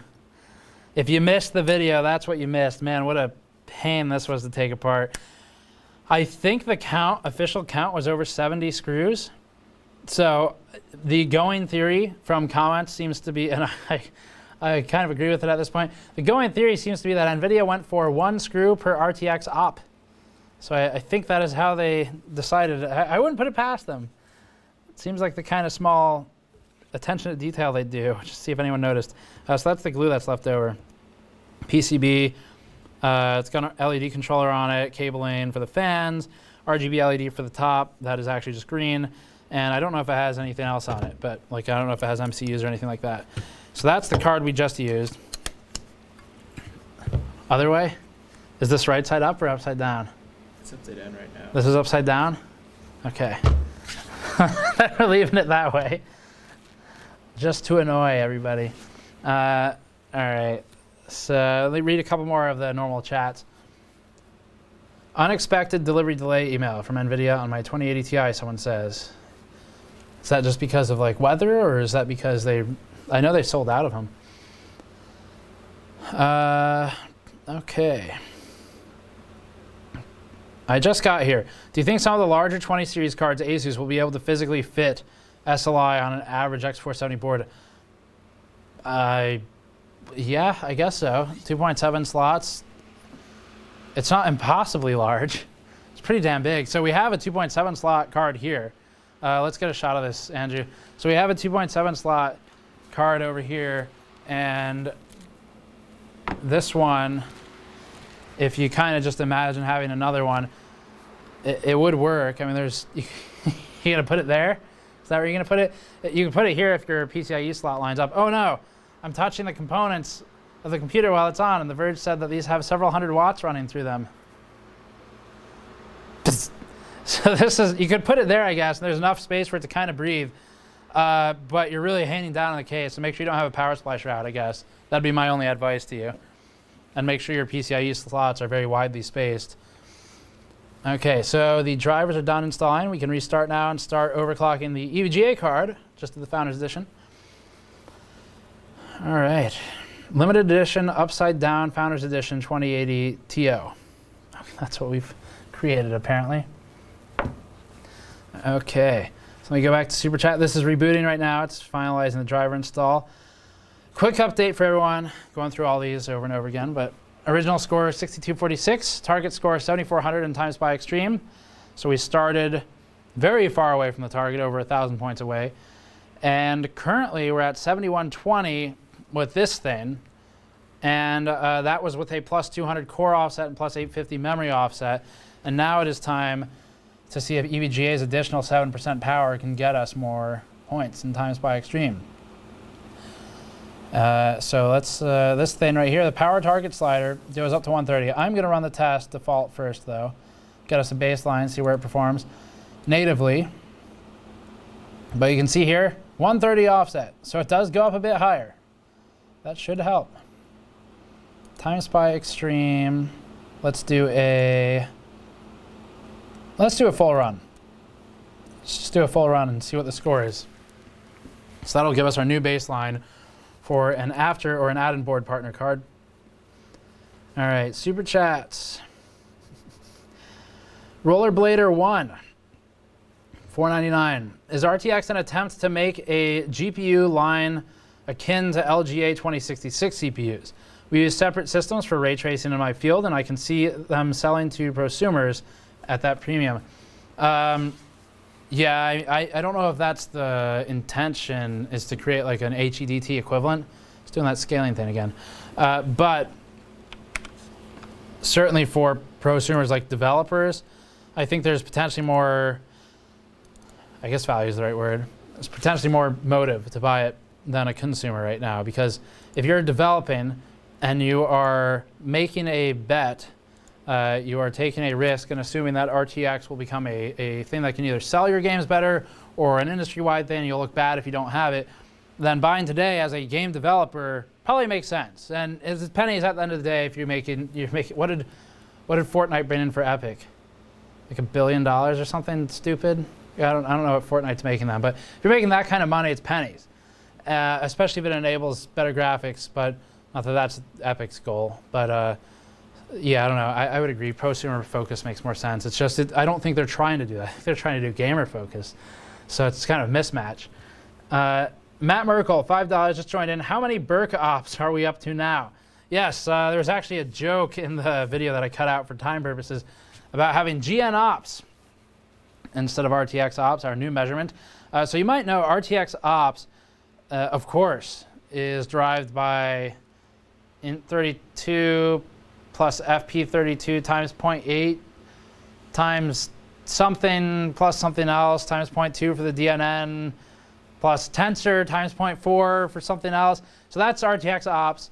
We think a new metric is in order, GN ops, and that is you take the frequency of the card and you divide it by X, where X is defined by the marketing department, and they define that based on where they want the card to fall in the stack. So that is how many GN ops we are running. Bill Wanchalo, $5. It was a division. Thank you. I'm apparently quite far behind on super chats. DataQ, $5. RTX on. Hunting for a cheap 1080 Ti to upgrade my 1070. Glad I waited while for the reviews. PS, more Snowflake. We're working on it. She'll be in more shots for sure. V Pohe, $5. Good work, like always. Thank you very much. Paul Hawk. This is running a test, by the way. That's why I'm doing super chats right now. 25 PLN. I'm waiting on 21st gen. Can't help but feel like 20. Oh, I see. 21 series. Can't help but feel like the 220 series is sort of like a beta for the 21 series. And yeah, well, it's new. It's new technology. It's probably testing the waters a bit. Surprise Cockfaggy or something? I don't know. Sorry, I butchered your last name. $5. So will the reference 2080 Ti power limits lock the card down underwater more so than the AIB launch cards? Probably, because we are not hitting thermal limits. Thermals are a concern. So the GPU temperature is high enough that we don't have like a flat frequency line. You kind of want like that Boost 2.0 style flat frequency line, which would help us sustain higher scores and things like TimeSpy. Be a bit worse for power consumption, but who cares, I guess. The problem is, after you solve that, and you flatten the frequency by fixing the cooling to stay stable, like with water, which can tank more thermal change, now you're facing power limits. So our limit is, our perf cap is power. So yes, absolutely, our limit is going to be power, and I don't know how much that's going to matter when we put water on these things. David Naum, and we'll find out though. Keep an eye on the channel, subscribe, all that. We'll find out. $5, thank you very much. When does Nvidia qualify as a monopoly? That's clearly part of the problem with these prices. I don't know. You're asking the wrong person. Ask an economist or something. You have no idea how any of that really works, or a legal expert perhaps. Sharkums and Friends, $5. Hey Steve, thanks for being awesome. Does that EVGA card glow completely when plugged in? It appears to be glowing at the top of the card right now. I think that's it. This scaling's weird, but it's not going to affect the score. It's fine. Yes. It appears to only be glowing at the top. The fans aren't spinning, though. So it is not really having a problem with this test. It's sinking a lot of heat. Yeah, no, it's doing quite fine, I guess. The fan's off, but the test isn't long. Oh, it's on CPU right now, too, isn't it? Yeah, it's on the CPU test. That's why the fans aren't spinning. It's not doing anything. So it sunk the heat, and now it is just chilling until the CPU test is done. So I ran a full test for this one to get a baseline. Then we're going to cut the CPU test next. Okay. So the score we care about, graphics, 6436, but total was 5963. Our CPU is only 5 gigahertz. Not the highest, but it's really just for GPU testing. So let's compare baselines here. The previous baseline for the FE card was 6246. This is not hard test data. We'll look into this for the full review of the EVGA card. Please don't take it as hard test data, but we can get some ad hoc test data. So 6436 puts us as stock versus 6246 for the FE. So let's just do a quick minus 6246. That is not the correct number. 6246. Okay, divided by 6246. It's an improvement of about 3%. So it's about 3% better in this configuration with the EVGA card, and that's primarily going to be the factory overclock, I'm guessing. So about 3% better out of the box. But that is not good enough to hit our 7,400 point target for today, because we're 1,000 points away presently. So let's blast the power to 130%, and let's blast the fans, hopefully they're not too loud, to 100%. And let's run another baseline and see what does that do compared to the FE card under the same conditions without any offsets applied. How do things change? Let's turn off the CPU tests, run it in windowed mode. Go ahead and get GPU-Z open, I guess, because why not? Okay, GPU-Z. Excellent utility for this. Tech power up makes this one. Okay, so that's going to give us our baseline for a power offset with a fan or a fan max speed, 100% speed, with power at 130%. And this is a reference PCB.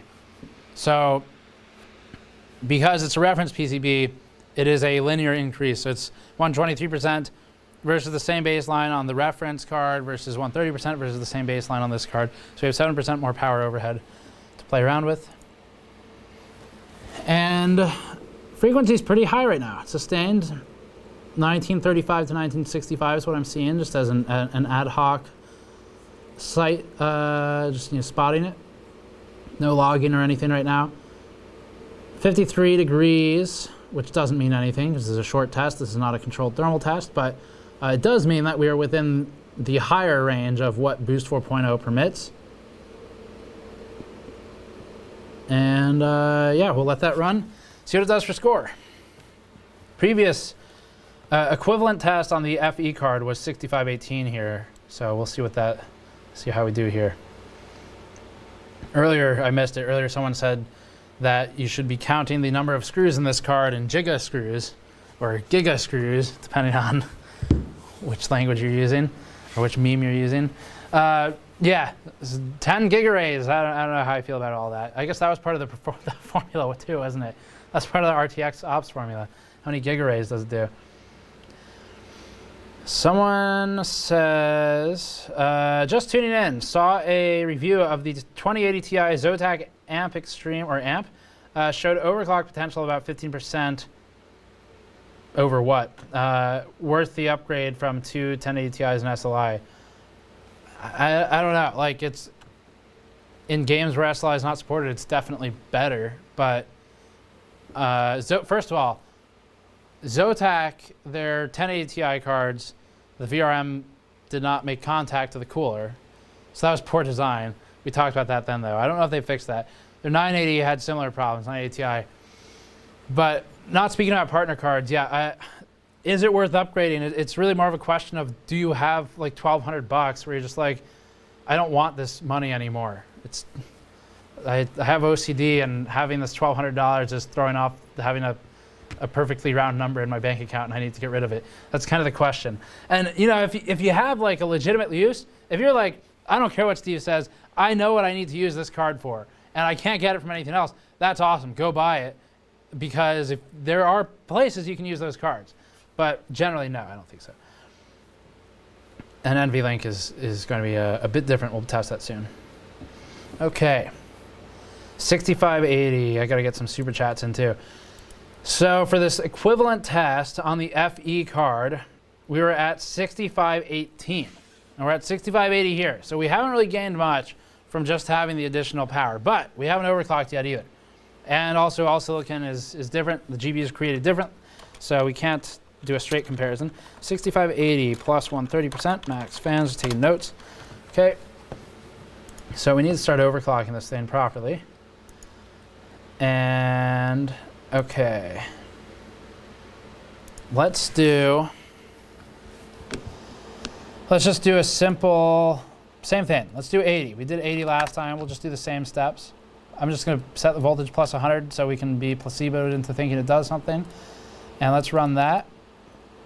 Now, to NVIDIA's credit, Tom says, I asked him, I said, tell me that I'm wrong. Is it a placebo slider? And he said it is not. And he explained why he disagrees with my belief on that in our interview with him, with Tom Peterson. If you want to check the interview, he's got an explanation of what the voltage slider is supposed to do. As a user, as an enthusiast, it doesn't really feel like it does anything. So I don't know. They tell me it's not a placebo, but I certainly feel like it does nothing. All right. Jason Christoph, $4.99. GN pocket knife with actual PC building tools. Yes, you need a pocket knife to build a computer, and hopefully it has a screwdriver. Hamburger buns, $5. How did you all get affected by Florence? Hope all is well. We got a lot of rain. We're fine. Thank you, though. Appreciate it. I put one of the plants outside so it could get some rainwater. So that should tell you how severe it was. Okay. Mordum, $5. How can ray tracing succeed without having such a low user base due to price? That's a great question. It's going to require, it's a top-down movement. So if NVIDIA can play their cards right, I guess you're hoping developers get the cards. You're hoping that next generation, like the 2060 equivalents, will get ray tracing features, tensor cores, whatever they do at that point. But yeah, it's the same problem AMD has. If you have, and it will be these cards, these RTX cards that exist today are going to have lower market share, of course, than all of AMD's cards. AMD has trouble getting developers to optimize for their hardware. They have to do a lot of the work for the developers. So what's going to happen here? It's even less market share. How do you convince a developer to build for it? Well, probably some kind of MDF, maybe an agreement where you provide hardware, maybe you provide some engineers to help develop the games. And NVIDIA has the manpower to do that. They've done it. they have software developers who can go out to the game companies and help build the games. You see it with other technologies NVIDIA has pushed in the past. So it will be a top-down effort in order to get any kind of RTX adoption. I'm not saying it's good or bad. I'm saying that from NVIDIA's standpoint, that's what they're going to have to do, is get engineers at development houses, get agreements in place, and start building games with it, and fast. Because the technology's out for consumers now. And there's just no games with it. So, yeah, it'll be tough. That's running a benchmark with the XC Ultra EVGA card. We already did the FE card. We'll talk about that more in a moment. Johnny641, $2. Thank you very much. When is the EVGA X1 out for us plebs? Is it not out yet? I don't know.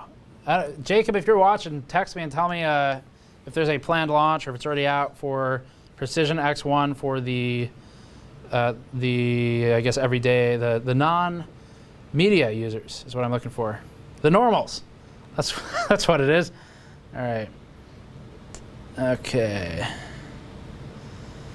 So I'll keep an eye out for that if he updates me. Ninjetti Steve, $15. I'm bald. Can I have some of your hair? That's just rather straightforward. I think just gonna like glue some like patches on a couple places. I think you could probably get like a, you know, like some kind of wig or something that doesn't involve my hair. $10 from Matthew's Manifestation Live. No comment with that one. Thank you, Matthew, for the $10. 6713 is our score. TimeSpy Extreme graphics score. 6713. Score target 7400. Score to beat 7120. 6713. That's with a 130% power target, max fans, and what else did we do? 80 megahertz. 80 megahertz on the core, plus 80 megahertz. Okay. So we have quite a ways to go to get back to the. Can you grab me some water, please? My voice is going. Thank you. So we have a ways to go to get back to the 7120 that we had on the FE card. And right now we're at 6713, TimeSpy Extreme. Let's go ahead and just bump that to plus 100. And Andrew behind the camera will be back in a moment. I needed water. Can't speak anymore. Benchmarks, TimeSpy Extreme. All I've done is plus another 20 megahertz. Didn't do anything with the FE. I'm just curious to see, will it do something with this? Because it didn't really do much previously. So if we get to like 6715, then that'll answer the question. Thank you.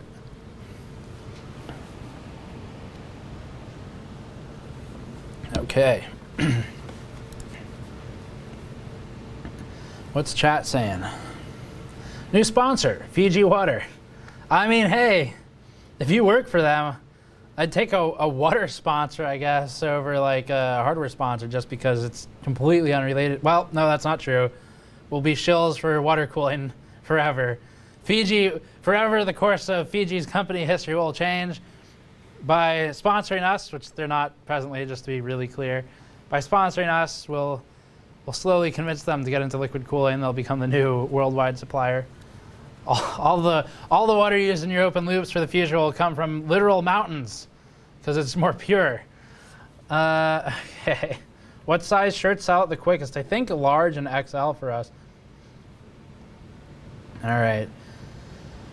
What are the other comments? Official water of gamers Nexus. Okay. So, super chats. Michael Romero. Any plans? $5. Thank you very much. Any plans for a darker color mouse pad? I love my tri-blend shirt, and its color scheme goes great with my PC setup. That's awesome. Thank you for supporting and grabbing one. Tri-blends are actually, I think, our most popular material. So we have other ideas for mouse pads. We don't have an immediate plan for manufacturing them, but we have ideas, and they do involve darker mouse pads. Yes. Not sure on the sizes yet, though. Alex, $10. So Steve, buy 2080 Ti or wait for 3080 Ti. I hear the new gen actually has tiny people inside of it for hyper-realism. Okay, I thought this was a real question for a second, and then you reminded me that we were on the internet and getting comments from the internet. If it were a real question, let's just say it is, First of all, will it be the 30 series or will it be 2100 series? That is what I want to know, chat. Using your clairvoyance that you often have when commenting on our videos, what will the future Nvidia video cards be called? Let's take bets now. I'll take an ad hoc tally of what's the most popular, and then in a year or two when they come out, I can declare who was right. So I've got the first vote, 2100. And I have some answers from EVGA and other questions too. Someone says 69 series next. 3000, 2100, it'll be 3080 Ti. LTX 420, okay, that's not gonna be a thing. 1180, that'd be a good one. They'll go back to GTX, 11 series. 21XX, 3000 series. I'm getting half and half right now. Come on, chat, don't let me down. I need a firm decision here. 2180 Ti, NX series. You heard it here first, folks. Steve said to wait for the RTX GT 3080 Ti. It'll be 4000 series to continue the confusion for everybody. So, all right, we're seeing more 3000s right now than 2000s. Okay, I'm gonna call it there. So in a year or two when the new cards come out, I want everyone to remember that you all as a group decided it would be called the 3000 series. So when all the rumor mill articles start going up and it says 3080 Ti rumors, and it's not called that when it launches, I want you to remember who was responsible for for catalyzing that name. 6775 for the score. Was that actually an improvement? I don't know. It was, but very little. So 6775, our previous score, 6713, score to beat 7120, target score 7400. So that was plus 130%, max fans, and plus 100 megahertz. So we did go up more than our previous 100 megahertz offset on the Founders Edition card, but we need to get a lot more than that because the Founders Edition card stopped at 7120. Let's quit playing around here. Let's just go for 150 offset and then 200 and see what happens. Then we'll start doing the memory. 150 for the offset now. We're just jumping by 50 megahertz. See if it holds. Steve, I want a GNX 2080. Yes, we'll get into manufacturing video cards post haste. It's a high priority of mine. Speaking of manufacturing things, taking lessons from Linus on those integrations. The GN Cobalt Blue beer glasses with the gold rim are back in stock finally, and hopefully they stay there for at least a little while, I guess. But those are on store.gamersnexus.net if you want to grab one. And we have them in groups of 1, 2, or 4 discounted as you increase quantity. Why do gamer-focused products look so tacky? Well, you know, you say that, but I've spoken to some companies about this. So it's not true anymore, but for a period. If you remember when RGB was like the only thing anyone spoke about at CES, and we actually stopped covering some booths because all they had was RGB and it was enough. If you remember that, during that period, I had companies telling me that they would see plus like 40%, one said plus 60% engagement on Twitter, which is of course the only metric that ever matters, when they had something with the RGB versus not. So when will when will gamer products stop looking tacky? I mean, I guess this, I would not say this looks tacky. It's like Nvidia's trying to do an Apple thing, I guess. I would say it looks good. Certainly not very functional, but it's fine. But I know what you mean by tacky. And I think the answer is, as long as people buy them in greater quantities than other sleek designs, they'll keep looking that way. Fractal has pushed pretty hard on the sort of business-like look, and they seem to do okay. But they're still a smaller case company by all measures, so it tells you the audience size. Look at those big fancy cases that have a lot of plastic. They're super popular for a while. All right. Alex, $10, got that one. Petrolhead 2226, $1. Thank you very much. Silk Monkey, $2. Best GPU ever, and why is it the Voodoo 3 PCI? It is the Voodoo 3 PCI because you gave me $2, and it seems like you really want me to say that it is. So that's what it is. The next one, Supervillain, 321, $2. I hear you might need a table for your next build. Yes, typically I just have Andrew or Patrick or someone just hold the components, like the case, and then we build the system while someone's holding it. Actually, we put it on someone's back and build the computer there. But ever since that Verge video came out, man, it's changed everything. I didn't know that. Didn't know you could have a table. That was a weird comment that they made. I don't know why they did that. Tools you need for the, I mean, look, okay, it's enough with like the bashing the Verge video, but also tools you need for the job. Oxygen in order to stay alive. A table, you should probably have functional arms and hands. Like, where do we stop with the needs? Why is it the table? $5, Modena 89. Do you believe the power limit may be specific to the CUDA part or the FPUs of the GPU? So when RTX or Tensor is active, they increase the overall power limit. That's an interesting question. I wish I had a good way to look into that right now. Do I think that the power limit is specific to the CUDA side of the GPU?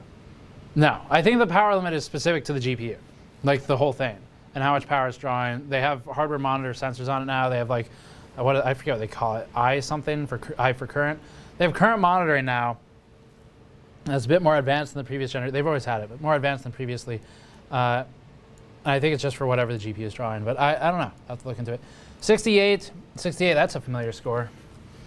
When did we hit that?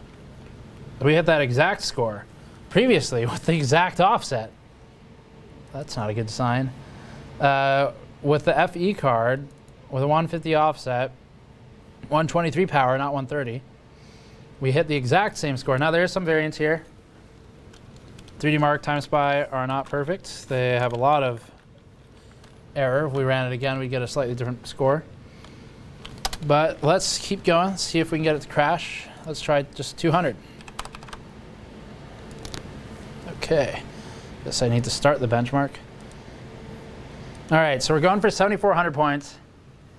And our own score to beat is 7,120. We're at 6868 currently on the EVGA card. We capped at 7120 on the FE card from Nvidia. Dustin F, $10. Thank you very much. 100 Hertz plus 1440p ultra-wide monitors are the argument for the 2080 Ti. Going from 70 FPS to 100 FPS is a nice improvement. Better usage case than pushing for 60 FPS 4K, in my opinion. Yeah, their marketing in general is kind of weird. That chart, the 4K 60 chart, where there's just like, it's like 2080 Ti, 2080, 1080 Ti, 1080, and there's a line that says 4K 60. So and we know that the 2080 and the 1080 are like the same. We know that 2080 Ti is like between 15 and 32% better than a 1080 Ti, depending on the game. So what is the scale on that chart? It's got to be like 30 to 70 or something. That's crashing. That's not good. So, yeah, I would agree their 4K 60 push was an odd one, especially because the 1080 Ti already did that. The ultra-wide use case is an interesting thing. I have not benchmarked ultra-wide in a while now. We can look into that again. Chase, $4.99. Why not include the 2080? Why not include the Titan V in the benchmark? Seems like an interesting comparison. It is. We're doing a separate video on it. And I didn't include it because NVIDIA got us the cards and the drivers on Friday, and I had a lot of work to do just on those devices, not including rebuilding the Titan V with the air cooler because it's underwater right now, and then rerunning all those tests. So it'll be a separate piece. I've had it in mind, but it's got to wait a little bit. So we crashed here. So we need to step down the core offset. Keep in mind the core is boosting a bit higher than the FE card. So we've got that going for us. The offset means more. It's pushing it higher than the FE card offset was because it's boosting higher in general, especially because of the thermal advantage. So we need to start pushing memory, and hopefully this overclocks like crazy on the memory because that's what we're going to need in order to actually get some progress towards our score. All right. $2. Tom's Hardware just called 2080 Ti the Titan V killer. Yes, that's what everyone cared about. Everyone wanted a killer of a $3,000 card targeted for compute users. That's YouTube visitor, $10. Will the RTX 2080 Ti also make a good hair cooler? Maybe a hair dryer. It's a little on the warmer side. Wishbone, $5. You know AMD Navi is going to be a bit more powerful than the 2080 for way less the price? I have a feeling. Huge undercut jab to the face of Nvidia's. I don't know that. I don't think anyone knows that. So yeah, I mean, I'd be careful with like careful with the promises on AMD. Like, don't put any more pressure on them. They have enough. Let them do their thing. Don't decide their performance before it's actually even like a card. All right, let's launch this again. Hopefully this thing overclocks a lot for the memory. Oh, and I had an answer from EVGA earlier on something too. Let's see what that was. Someone had a question, or I had a question. So they said, oh yeah, precision. Someone asked about when is Precision X1 going to be available? Tomorrow is the answer for the beta for the public.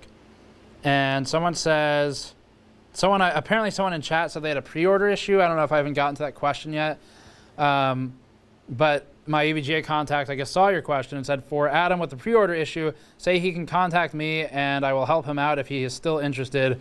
Jacob F, spelled as it sounds, Jacob F at evga.com. He's on Twitter too, Jacob Freeman. I guess he'll help you out. I didn't see your issue, but I'm glad he did. Okay, customer service, I guess. Fans, max those out again. Power max. I don't know, man. Clock, I guess it crashed at 200. Let's do 175, see if that crashes. And then start pushing memory. We'll engage the placebo slider. Benchmarks, TimeSpy Extreme, disable CPU, run windowed, click outside, click back. Okay. What's chat saying? Spam his email. No, don't do that. He's trying to help out. The guy isn't literally EVGA. He's just trying to help out. Okay. So, what are your thoughts on pairing 2080 Ti with the 7700K? It depends on what you're doing, I guess. If you're gaming, then it's probably a bit overkill on the GPU side. You're gonna, well, I mean, not for 4K. If you're like gaming in 4K, I guess that's fine. Steve, how long, or oh man, lots of questions in normal chat now. Consensus overall seems to be that most AAA titles will run a pretty solid 60 FPS on one of these running 4K settings max. Is this true? I guess, yeah. I mean, look at our benchmarks, but also the 1080 Ti can do that too. Like, it's better. But do you need anti-aliasing like blasted? Do you need post-processing all the way up? Do you need grass effects all the way up? Like, how much of these effects do you even notice when you're playing the game? If you start tuning some of them down, I would wager you won't even notice a lot of the differences. Some of them are way more heavy hitting than others, like texture quality, and mesh quality, LOD scaling, stuff like that. That matters. But even LOD scaling, though, as stuff gets farther away, you really don't need to see it that badly in high detail. So I would, yes, the 2080 Ti objectively is superior to all the other cards on our chart. I haven't retested some of them, the Titan V, but apparently it's better than that too. So, yeah, I guess it's better at 4K 60, but you can achieve that with existing hardware. I don't know. If the price weren't 70% higher, I would have a way easier time saying that it's worth picking up today. Like if it were $800, maybe even 900, even though that's still a price creep, maybe 900. But 1,000 to 1,200, it's too much. There's half of the card's name isn't even usable right now. RTX does nothing. They're press tech demos. But we said all that in the review. Okay.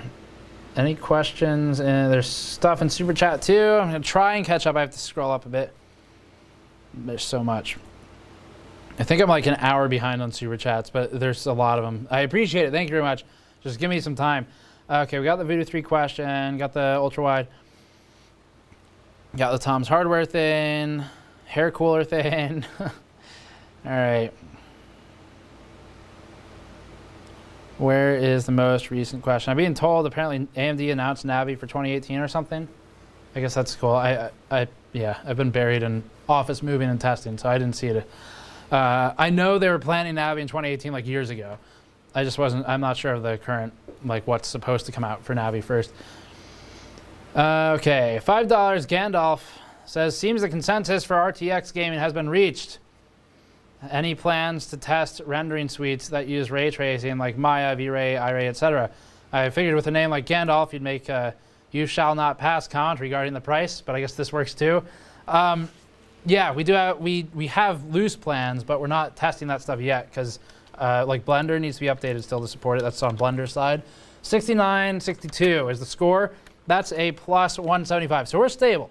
We're stable at plus 175. And no memory offset yet. Plus 175 is stable. 6962. We need to get back up to at least 7120 to be where we were on the FE card. Let's just push this to 800 and see if that's stable. I might need just more cooling for this. I don't know. Might need a PCB with a higher power limit too. Maybe that Asus card once I reassemble it. Okay, so that's gonna run. We're gonna see what we can do. Goal is 7,400 points. Score to beat is our own, because I'm only looking at our own. 7120, I'm sure someone's got a Kingpin. Kingpin has a higher score. 7120 on this thing. That was plus 200, plus 850 offset. The offsets are not necessarily linearly comparable because that card, it has a higher baseline clock, so keep that in mind. But yeah, 7120 is what we need to be at to get back to where we were. 279 from Rock Your Socks Off 420. When will you be able to test NVLink? Soon. Damage, 500 yen is that? When will you be making a bigger mod patch? What? That's XL to the Android crowd and XS to you iPhone folks. Okay, now I get it. Do they really call their bigger phone XS? Seriously? Why? That's so stupid. I don't pay attention to Apple. Sorry, I missed it. Sean O'Shea, $5. Just take the raglan hoodie design and make it into a lawn sleeve. We can do that, I guess. Smarter MMO, $2. RTX SLI, have you tried it? Even for fun? Soon. Paul Lewis, $20. No comment. Thank you very much, Paul. Bill Anchalo, $5. Damn, that card is thick! Exclamation, question mark, one, exclamation, exclamation. It's pretty fat. 2.75 slot. Margot Chan, $5. Well, the 2080 Ti is useful for me as a deep learning programmer. There we go. There we go. We got some real use cases. Will it be useful for me as a DL programmer, or will I have to get a Titan V? What's different in the thick EVGA card? Thick EVGA card is fatter, theoretically cooling's better. It's the reference PCB though. So the VRM is the same. If you watch our VRM analysis of this one, then you know the VRM on that one. That's pretty good. But the cooler is different. We need to test to see how much different it is, what's the advantage. So we don't know yet how much better it is thermally. But we shall see how it does overclock. I guess it has a plus 7% higher power target. But you kind of run into questions of who has the better, like where you buy 10 cards, they're gonna have different volt frequency behavior. So there's some silicon lottery there too at play. All right, so this is running plus 175 and an 800 memory offset. And if you missed it, the GN beer glasses are back in stock, which I'm just going to mention every time I pick it up because my voice is dead. 59 degrees presently, which is good. So in our testing, if you missed the review, we found, I think there was a point at 62 or 63 degrees where we had some clock drops. We're at 59 here. So the clock is going to boost a bit higher than if it were at 63. Where Boost 4.0 kicks in and starts dragging the clock down with the temperature. And it seems very aggressive too. Do you really need to drag it down that much before like getting closer to your max? I don't know. 7116, so we're almost there. 7120 is what we want to get to beat our previous card. 7116, that's plus 175, plus 800. Getting suspicious of if we're gonna do 7400 today. But let's go ahead and boost this memory. I'm going to try 900. See if a 900 offset on the memory survives TimeSpy pass. Okay. So previously we have a lot more people in chat now than previously. So at the beginning of the stream I was talking about the shirt. You probably heard about it before, the limited edition foil shirt. We when we did the last big stream at the house before moving, this was up for pre-order because we wanted to see how many we'd go through to figure out like how much extra do we need to reserve for things like potential loss during shipping. For example, we've had some stuff just through USPS or whatever get lost on the way to Australia when people buy stuff. And we always replace that stuff. So if you had that problem, let us know. We'll replace it for sure. But fortunately, we didn't have any of those problems, I don't think. Maybe one, but we didn't really have any of those problems. So we have some extra inventory now. We're releasing it because everyone got their shirts at this point, or if you didn't and it was lost, email us immediately so we can replace it for you. But we have tracking on all of that, so you should be able to see if it was delivered, and we can check for you if you're not sure. But anyway, we released the rest of the inventory. There's not much of it. After this, after it sells through, that's it. We're not doing another production run, so this is just the leftovers at this point that we had for quality assurance and for shipping overhead. But that's on store.gamersnexus.net if you want to grab it. Just pointed that out for the newcomers to the stream. So this is chugging along. It hasn't crashed. 900 offset in the memory. So we're at 7,900 megahertz, multiplied by 2 roughly for our come back. Clock is at 175 offset. Let's keep an eye on this time and see like kind of what it, there you go, 420. That chat's gonna love that. Why is the computer feeding into chat's demands? 2025, 1935, so it's gonna fluctuate a bit. I think we're gonna, it crashed at 200. I think we're gonna try and push like 180, 185, something like that, and see what we can do later. And if I stop screwing around with it, our scores will be a bit higher too, but it's not that important. Okay. Check in all of the chats. What is the chat saying? What do you got for me, chat? Has Nvidia beat AMD in terms of raw compute now? They actually have decent async. I haven't done just like compute workloads. I've done gaming workloads. So I don't have a direct answer for you. I haven't done compute workload testing. What is this? 1,000, someone from oh, India. Here in India, due to 30% import tariffs and profit margins, the 1080 Ti still costs over $1,000 USD. This may be a very rare case where the new 2080 Ti is actually a decent value because for some reason Nvidia isn't charging me the import tariff. Yeah, I don't know how the tariffs work there, but I guess the point that stands is if you have 2080s in your country and 1080 Ti's in your country, and the 1080 Ti is more expensive than just the 2080 is the same in terms of performance. It'll probably get a bit better with drivers. Don't bet on too much. Don't bet the house on it. But get a bit better, and it's newer, so it'll have longer support going forward. So yeah, if the 2080 new is cheaper than the 1080 Ti new in your country, I guess just buy the 2080 instead between those two cards specifically. If the 2080 Ti is cheaper than a 1080 Ti, then man, I don't know that. Like, I don't know, that kind of seems like an easy choice to me. If you have that money to spend and you were definitely going to buy a 1080 Ti, then yeah, 2080 Ti for the same price is a crazy good deal. If that's the case in your country. I don't keep tabs on pricing it globally, but you know, all of my comments, I guess, keep in mind that I'm working off of US prices. But if it's the same price or cheaper, that's, I guess go for that. I don't know if it's a good thing or not. If it's more expensive on average, then probably not. But okay, so 7135. We've beaten our score from the FE cards. That's good. We're getting somewhere. So EVGA's XE Ultra has officially overcome the Founders Edition, and that was at plus 175 and plus 900.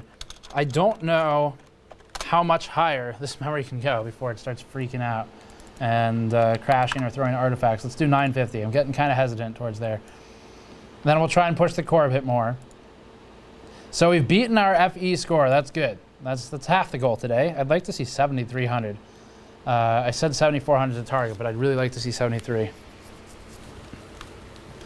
Board is lit, someone says. Oh, yes, right. Because we were at 420 megahertz during the loading screen earlier. Board is lit. Blaze it. 420 blazing. Okay. AI confirmed. GTX 420 smoke tracing. All right. Very good, chat. Thank you. Never let me down. Never fail me. Don't change. Except for, well, sometimes maybe it's worth it. Okay. Hudson Yee. $5. Is there a way to benchmark tensor cores? It's a bigger reason for me to buy it, and it's a bargain for deep learning. Absolutely. I'm not qualified to do it. But yes, maybe Anantech might have some of those benchmarks, or if they don't, they probably will do them at some point. They're definitely deep learning benchmarks. Like, I've seen the software, NVIDIA's done demonstrations using it. It's just we don't cover that stuff, so I'm not going to pretend I even know. I have no idea. Like, I know that the software exists. I just don't know anything about it, so I'm sorry, but it exists. So I hope that's enough for you to go look for benchmarks, because it is out there. I've seen it used in tech, like marketing demonstrations. Max Cowgill, $5. Steve, can you get David Cantor on to do a deep dive on Turing? Yes, actually. We are planning to try and get him out to the office at some point, and we have some content ideas. One of them would be like walking through the block diagram for Turing, for example, and explaining, how do you read this? What do these things mean? Why are there even GPCs? Why are there TPCs? And we talked about that in our architecture deep dive. But David Cantor is definitely an expert in the space and give really good answers on that. So we are planning for something like that. $5 message retracted. Thank you very much anyway. Corbin, $5. Do you use HDMI or DisplayPort? Which would you recommend? I use whichever cable is closest to me. I think DisplayPort is typically what I work with, but it depends on your monitor. Like, if there's actually a point where you're hitting throughput limitations, then check the specs on the cables, make sure you have something that fits. I don't keep up to date on those though. Marco Mascaro, $5. I don't mind the EVGA design. What I'm wondering is, are 22 pins actually necessary on the Asus Strix 2080 Ti? 22 pins. What is that in reference to? Oh, the fan? Is that in reference to the fan? I think they told me why that's there. We might have it in the teardown video. If we don't, then I can get it for the review.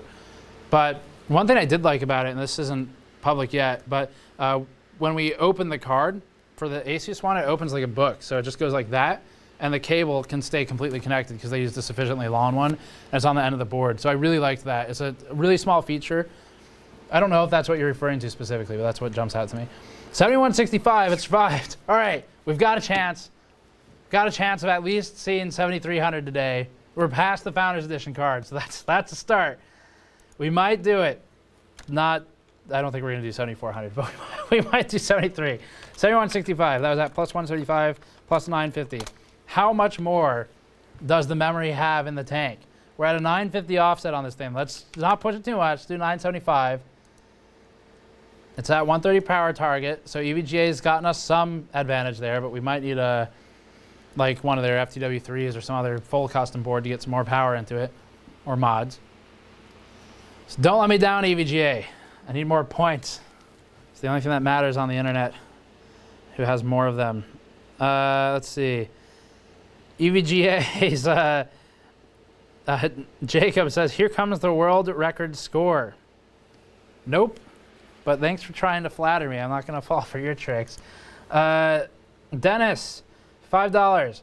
Any chance you'll do a deep dive on DLSS when it becomes relevant? Yes, absolutely. I'm really interested in DLSS and what's the other one called? MLAA, thank you. DLSS, MLAA. Very interested in those. I think it's one of the smartest overall ideas NVIDIA had for this launch. Like, the idea of using deep learning to figure out how to super sample and how to do better anti-aliasing, so you're synthesizing pixels. So you're like sampling the screen, and you don't need every single pixel there. You just kind of get most of them and then synthesize the ones in between based on the pixels around it. That makes a lot of sense to me, and based on the frames previous and after. So it's temporal. So I think the technology is very interesting. We'll definitely look at it. I hope it gets some adoption on a wider scale because it is probably one of the more interesting things NVIDIA is doing this launch. And it's just, it's getting overshadowed because there's nothing really with it yet. But absolutely very interested in it. $2. Jennifer Roger, one of our Patreon backers, $2. Hi, Andrew. We don't yet have any don't yet have any of the Andrew memes from last time. What was it? Andrew is the best 3D artist and cameraman of all time or whatever. That was a good one. Anthony Lobko, $20. Love your channel. Wondering if you could do a comparison between SLI scaling using NVLink versus conventional HP bridges. I'm still waiting for my pair of 2080 Ti's in the mail.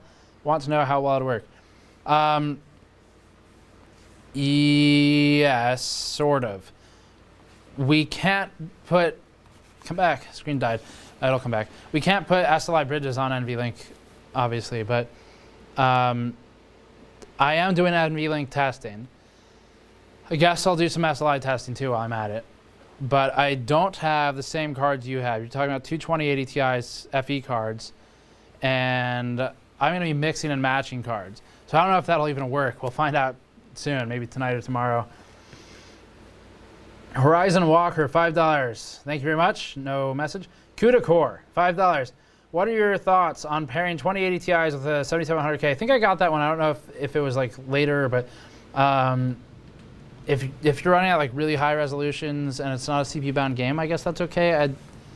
You're gonna run into bottlenecks at lower resolutions, though. CPU bottlenecks. 7156, is that lower? That is lower. We were at 7165 before, so that frequency didn't help us.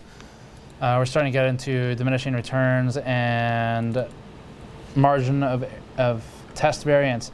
Let's do 185 on the core, see what that does. It's gonna crash at 200, so I need more cooling on this, I think. Maybe I'll hook up a fan and blast it in the face. Let me see if I can grab a fan. Give me 1 second. I think we have, let's see. What can I use for this? I guess Noctua. Why not?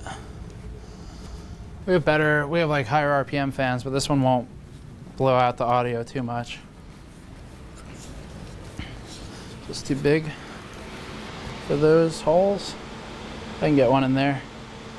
Okay, so we're gonna add a fan to this just in case. You could do a Sunon fan or a maglev fan. Need a screw. Power supply, screws. Okay, we're just adding a fan to the test bench right now. If you're wondering where I went. Okay, screw.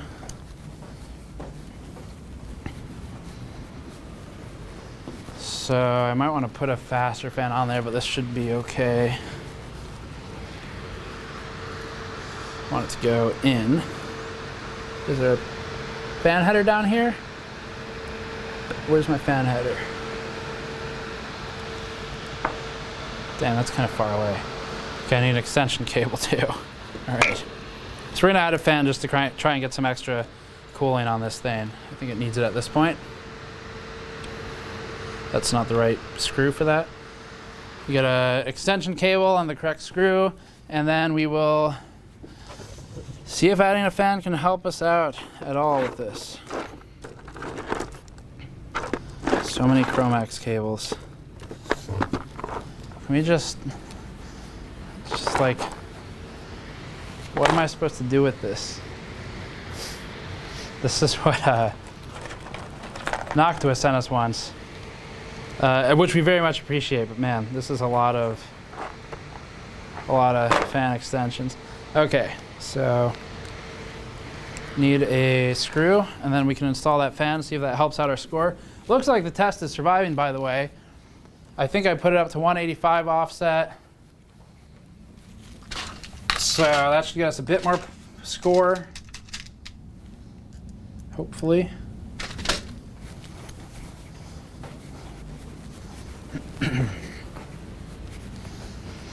And now the fan. This is the advantage of the new office, is it's much easier to do things like changing hardware on the fly during a stream. Okay. Remember to always wear an anti-static bracelet when you're doing this. This is doesn't need to connect to ground, it just uses chi energy. The fan cable. I don't know what speed these headers are at right now. Hopefully it's 100 though.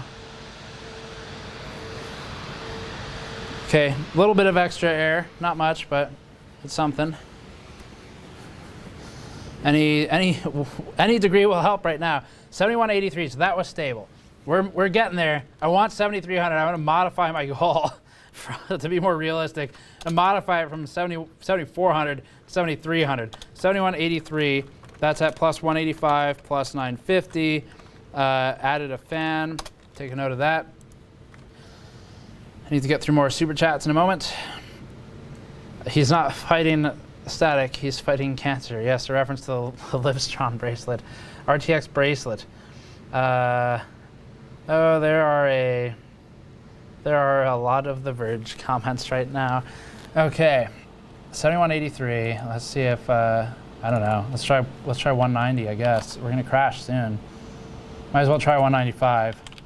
When it crashes, I want everyone to send an F in chat for respect, because it will. 195 offset. 975 on the memory, not 950. 975.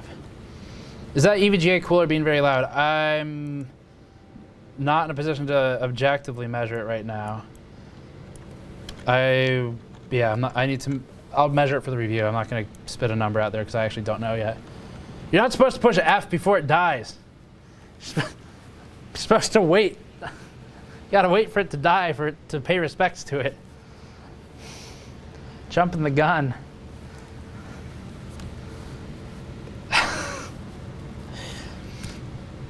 Oh, okay. Apparently F is for the Verge. I didn't know that chat started this.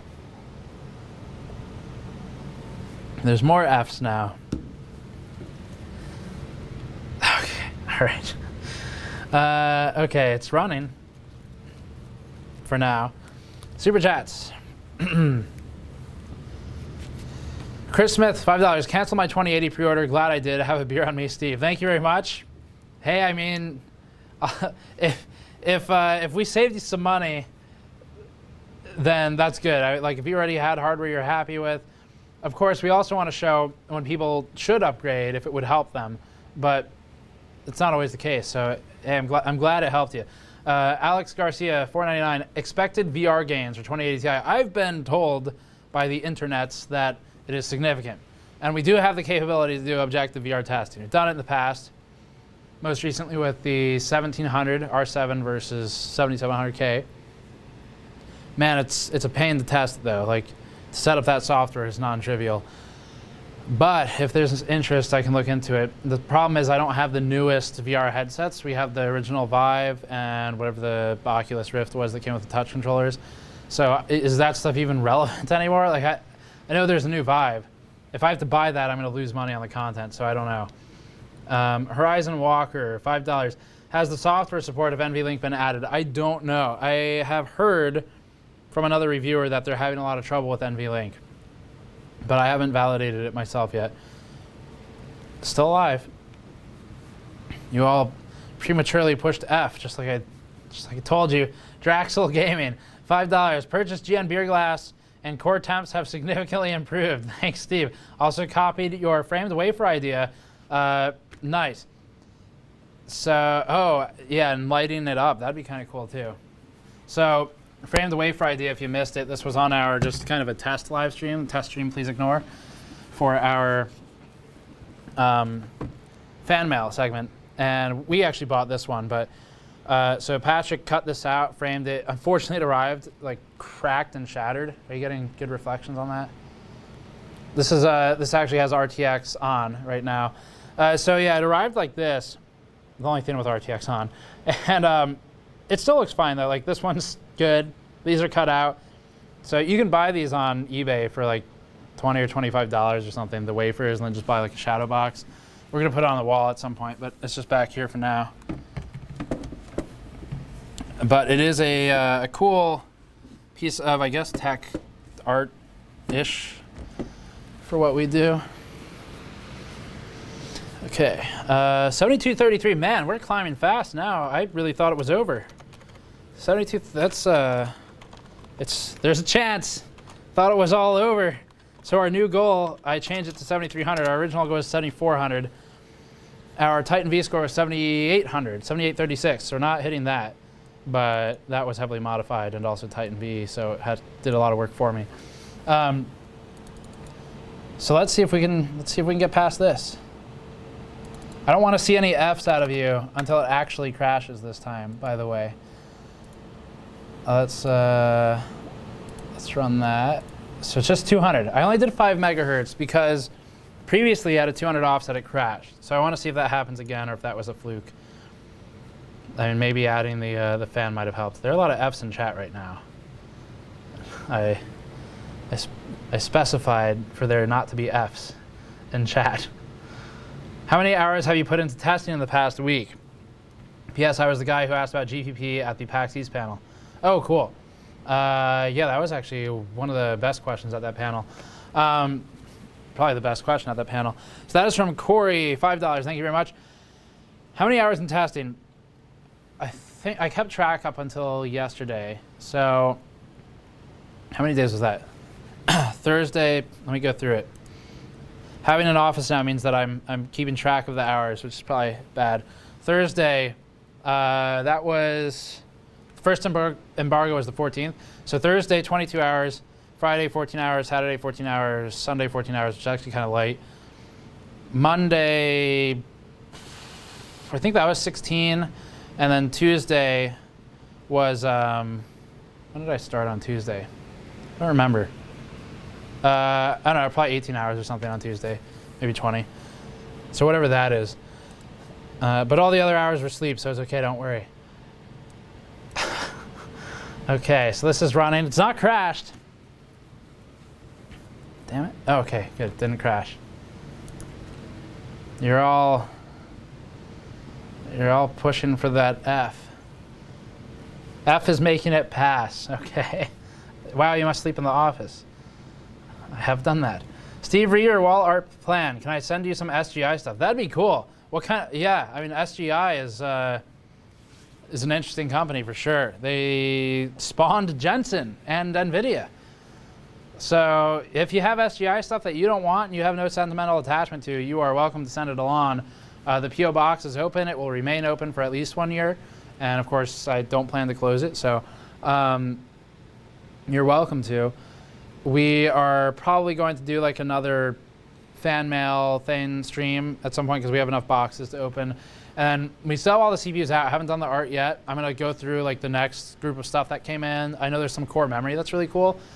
And we appreciate all that. Thank you very much.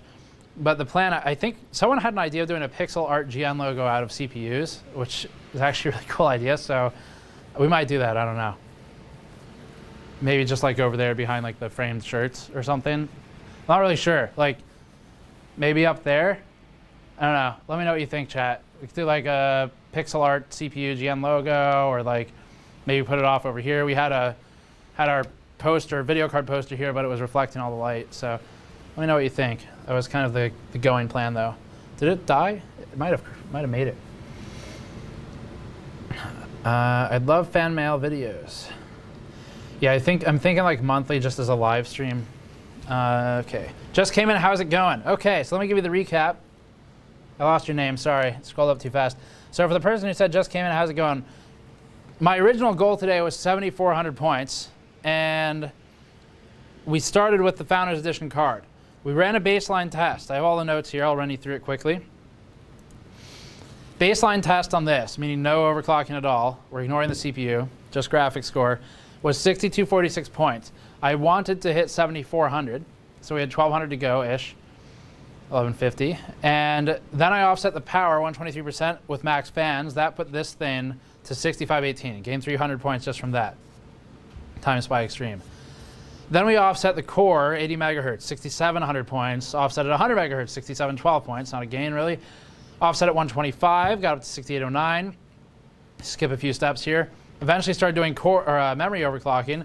Got up to 7120 points on the Founders Edition. Now, with EVGA's card, which is the XE Ultra, it's a reference PCB. It's the same as the other, but it goes up to 130% power instead of 123. And it's got better cooling, and I added an Octua fan in front of it just to blast air in there, which seems to be helping, actually.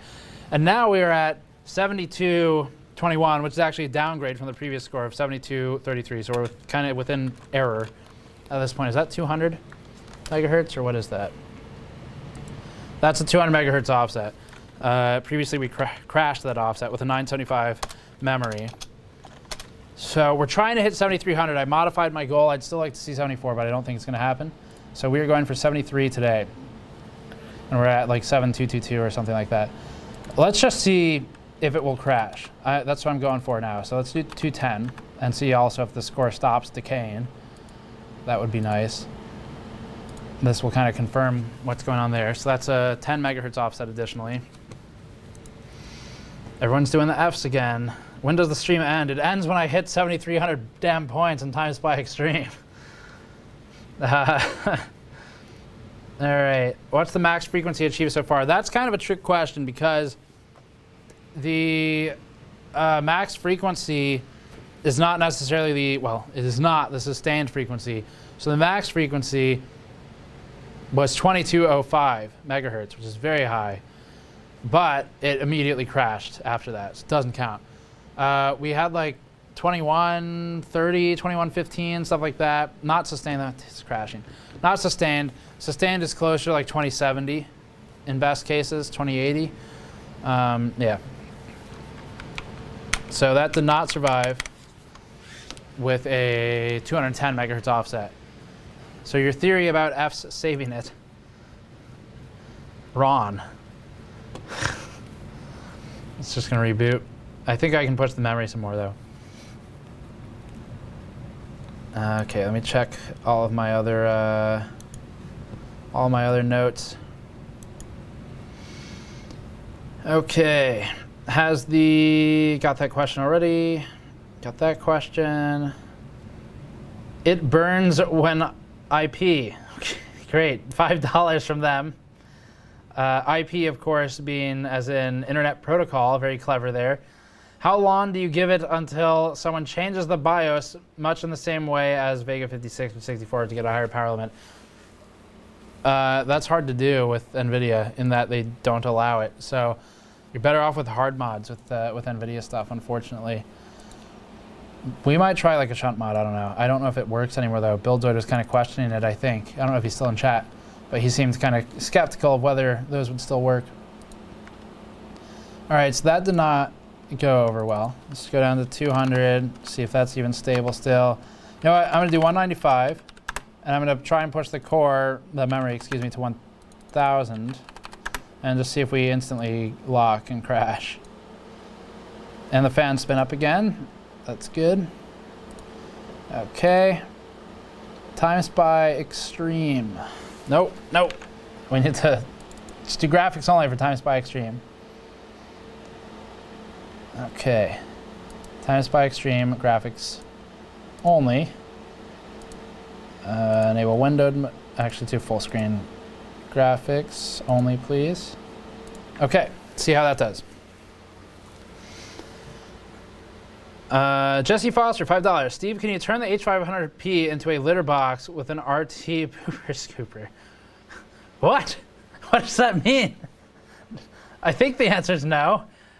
Brendan, $5, just got a foil shirt. Awesome, thank you, Brendan. Like I said, we just put whatever we had left over from it's a couple things. So we ordered extra. Wow, they're almost all gone actually. Yeah, they're gonna be gone this stream. So we had the orders up, I don't know, a month or two ago, 2 months ago, locked them to make sure we had enough left over for QA, for like people who wanted to exchange sizes if they bought their own size. Didn't have too many of those. And then also, and this, I don't know if it's interesting or not, but we've learned that when ordering shirts, if they are custom sewn, like these are custom stitched to our own spec, It's not just like a Gildan shirt or something. So when they're custom sewn, that means that you're buying a certain amount of fabric, and you can either buy over or under. So we knew how many shirts we wanted, but then there's some variance. You might be 10% variance if they say they have a 10% chance of like screwing some up and they throw those out. So we order over.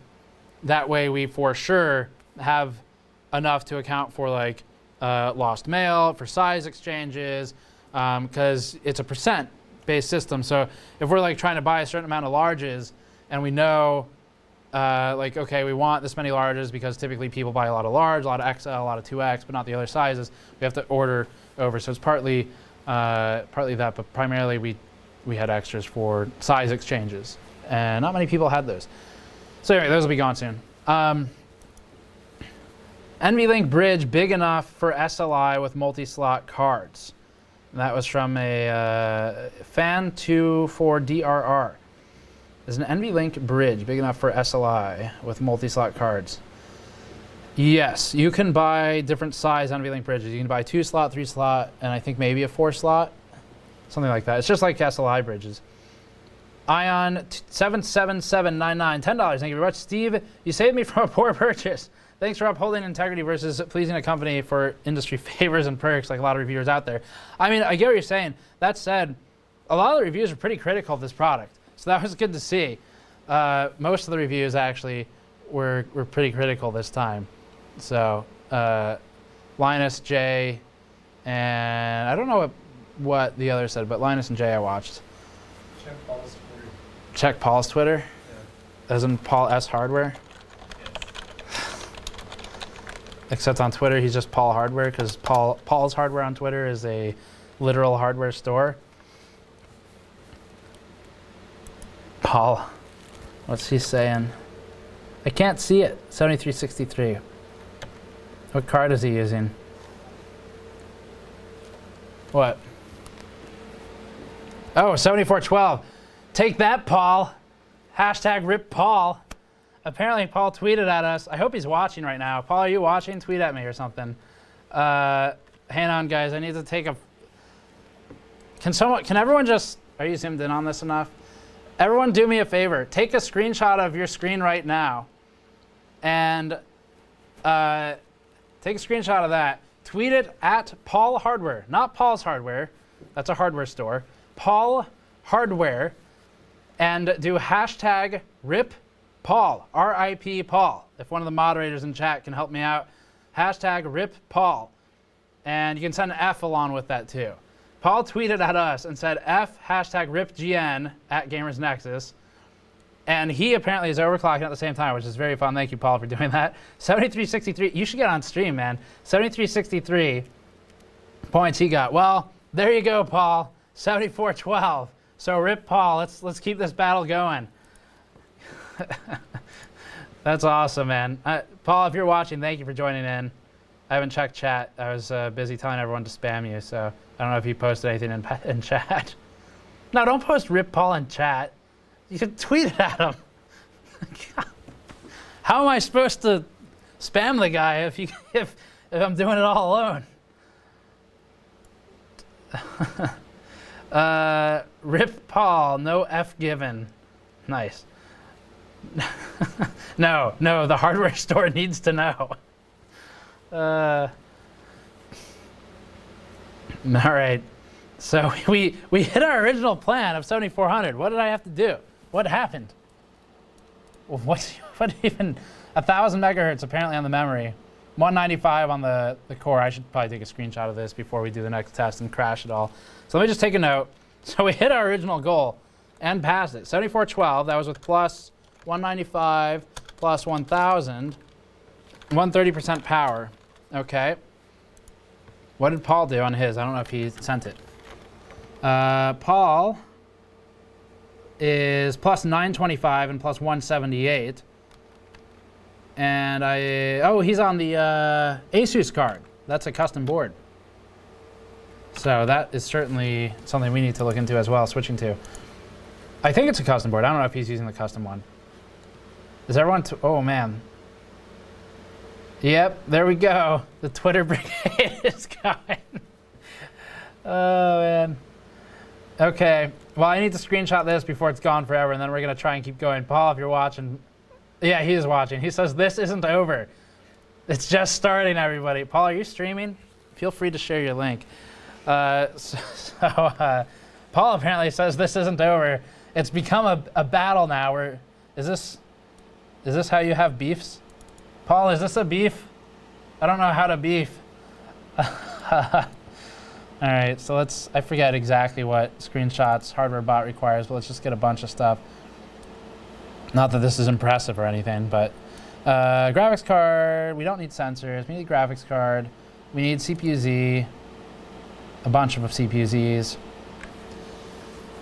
So we're at 7412. So the original goal has been achieved. It was 7400.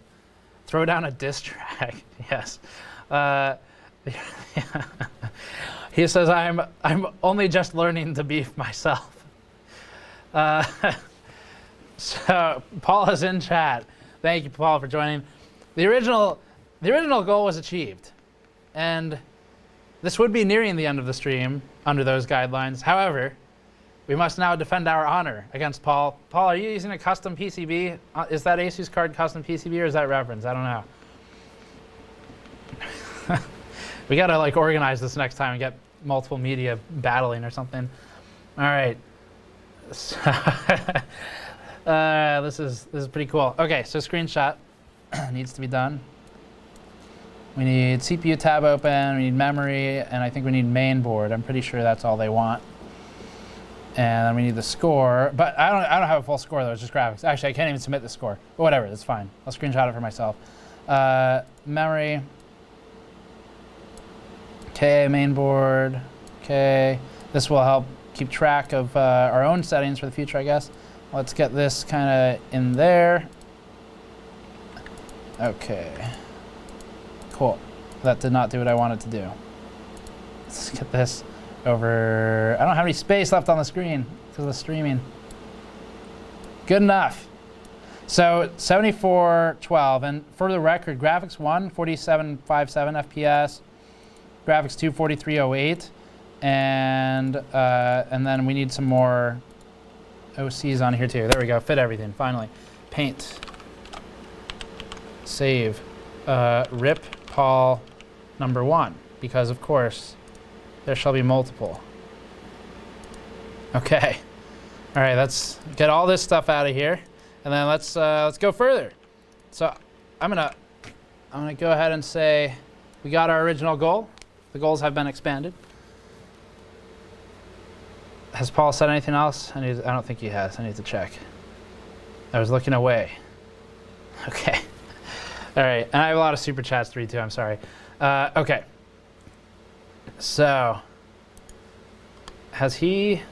Paul, keep me in the loop on your progress. I think we're beefing, so I think this is how you do it. It's normally very friendly, as far as I'm aware. Benchmarks.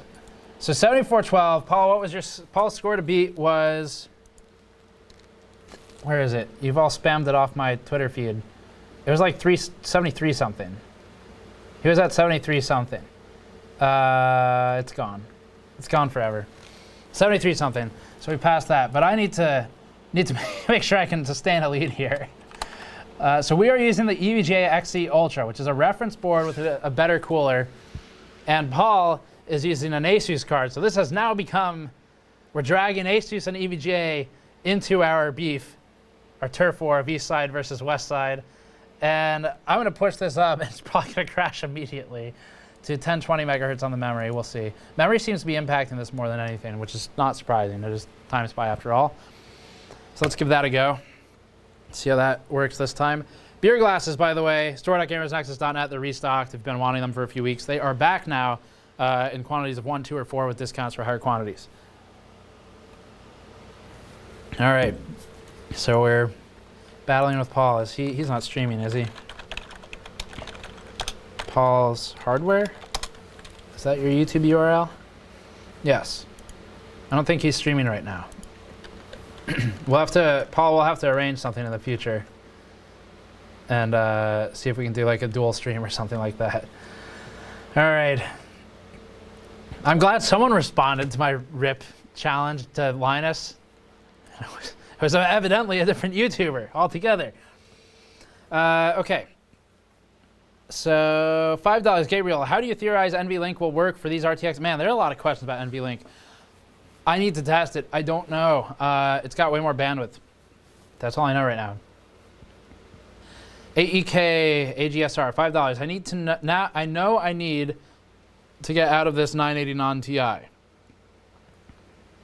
Oh, maybe that's in response to when I was saying if you know you need an upgrade or something. Dixon Software Solutions, $10. The more you buy, blank, blank, blank, blank. It's Mad Libs. The more you buy, the more you cry. $5. Bobby Patterfun. Crypto pricing gave Nvidia all the data they needed on what the market will tolerate on card pricing. Yep, it's accurate. $2 message retracted. Thank you anyway. Adam Myers, $20. I miffed at EVGA. Oh, your question was answered. So you said you were miffed at EVGA. You pre-ordered minute 1. And then after your credit card info and checkout, you clicked buy and it crashed. So you bought Asus and you never owned any card other than EVGA. So yeah, he answered. I don't. You probably saw it. This is like an hour ago now. But email jacobf@evga.com. He'll help you out. Stormzoo, $2. Are you using a 7980 XE? No, we're using an 8086K. It's only at 5 gigahertz. Previous live stream for Overclocking, we were at like 5.35 or something. $2. Mustangs by Matt. Which Power Ranger were you growing up? I don't know. Is that a trick question? I feel like I'm going to get in trouble no matter how I answer that. Matthew Kemp, $10.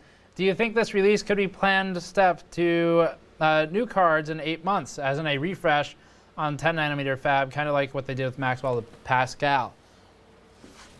Yes, I think it could certainly be a step in like a year to a better card. Did it crash? Yes. Crashed in 2. So it crashed in 2, but it crashed gracefully, which means that it is a memory crash, because that is a memory intensive benchmark. And it did crash gracefully, so that's good. Let's get on 1010 megahertz on the memory. So if you're just joining, or if you've been here a while, our original goal was 7400. I didn't think it'd happen. I dropped it to 7300, modified the goal. And then immediately after that, we got 7412, which was good timing, because that's right when Paul tweeted at me, RipGNF, with a 73 something score. And now Paul, I think, is responding and said this isn't over, so I need to keep an eye on his Twitter as well. Checking chat. The more you buy, the more of your life can be ray traced. Yes, that is certainly one interpretation. Paul said, my ambient is 82 Fahrenheit. Man, 28 degrees Celsius, that could be an issue. Yes, that could be an issue. And now that you have exposed your weakness to me, I shall retaliate by lowering the temperature 1 degree Fahrenheit. Game over, Paul. Give up while you still have dignity. I think our ambient's like 71, by the way. So yes, that's a bit unfair, I guess. Time to put a test bench in a vacuum chamber. 60F incoming. Yeah, that'd be good. Just spend $500 on air conditioning just to beat Paul.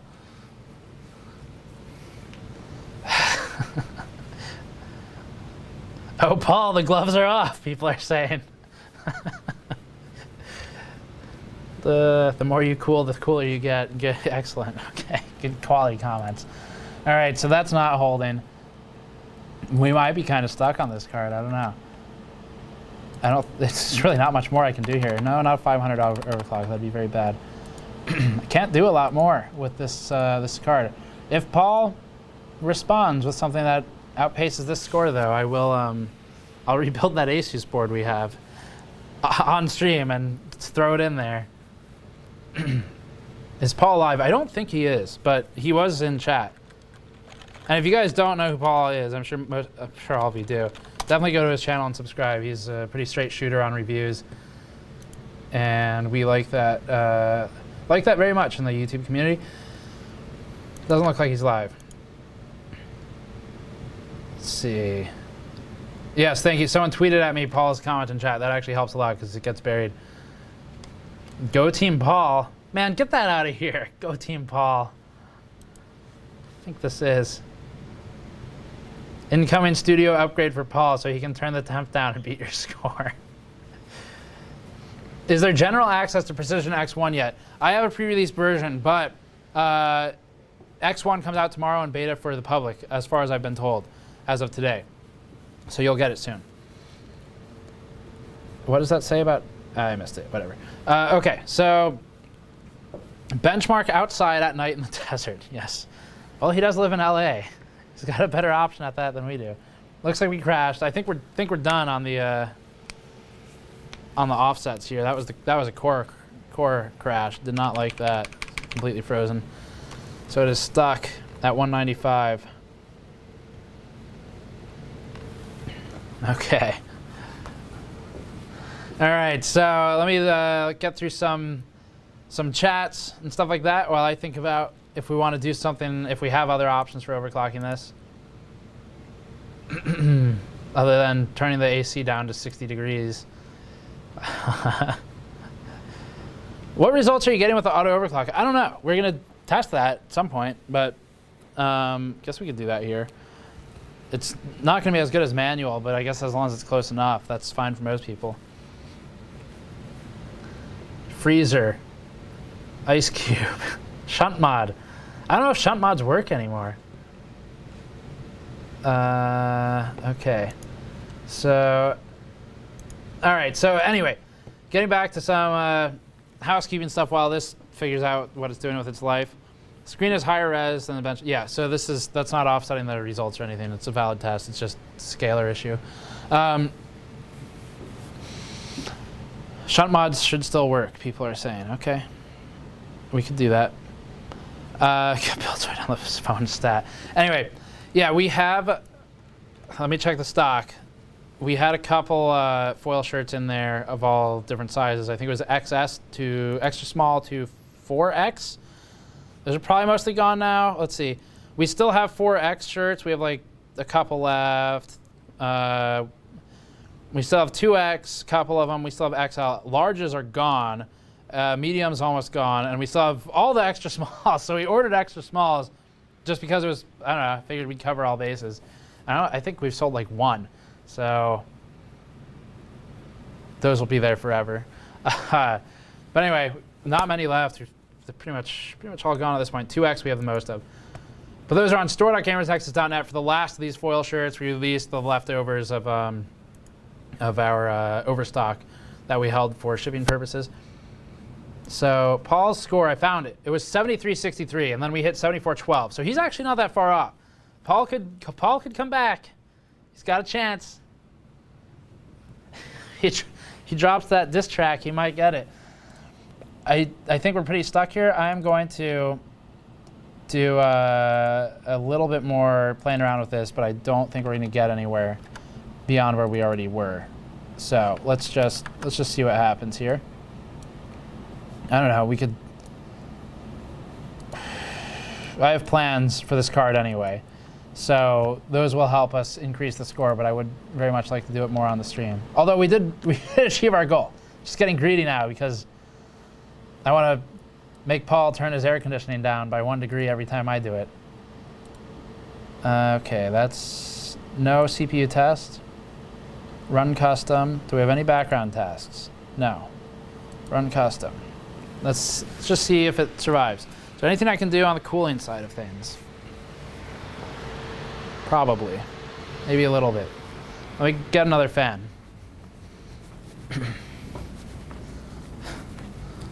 We're gonna get another fan, maybe just set it up as an exhaust above it or something, maybe like a 140.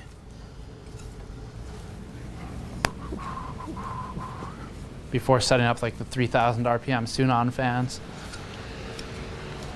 Save those for special occasions. Is this gonna clip? Yes, that will definitely not be good for it. So let's get out the secret weapon clamp. And then just set up an exhaust back here, if I can. That's the wrong direction. Exhaust. That shouldn't clip. A little precarious. Considering it's leaning on a power cable, which is not really a rigid body. Okay. Please don't grind the fan blades.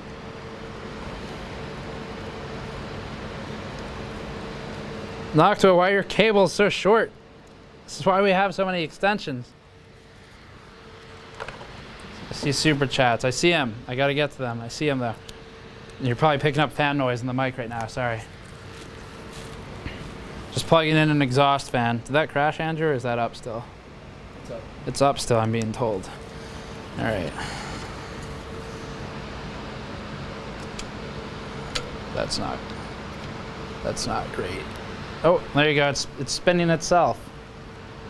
The air from the other fans is making this one spin. It's not plugged in. Cool. That's gonna, one of those blades is gonna get destroyed by the end of the night when it like eats that metal clamp. Stay. Don't. All right. Think we're good. Don't touch the table.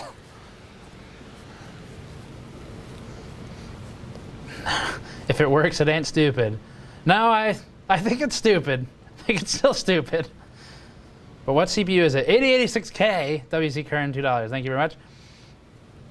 I don't know if Paula said anything. I was busy plugging a fan in. All right. So if you missed it, Paul joined in and started a blood feud. We achieved our goal, 7,400 points. But now we must fend off Paul, who is trying to take the crown. And Andrew's putting on safety goggles in case that fan blade eats a metal shell.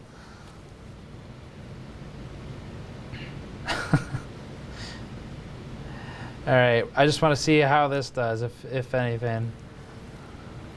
Tragedy strikes when a rogue Noctua fan explodes. I got that question. Sergeant Zeta, 888, got my Revolt X dual system power supply ahead of launch by accident. Should I leak info to the rumor sites? Yes. Contact Video Cards and WCCF Tech and ask them how much they'll pay you for the information, because I'm very curious. Very curious. How low does the scumball leakage go? Von Neumann machine, $2. If you had to buy today, 1080 Ti or 2080. Prices in the US, 1080 Ti, because I can get a good partner model 1080 Ti. So 1080 Ti is my choice. $150 cheaper, 100 maybe. Kind of catching up on these super chats, sort of.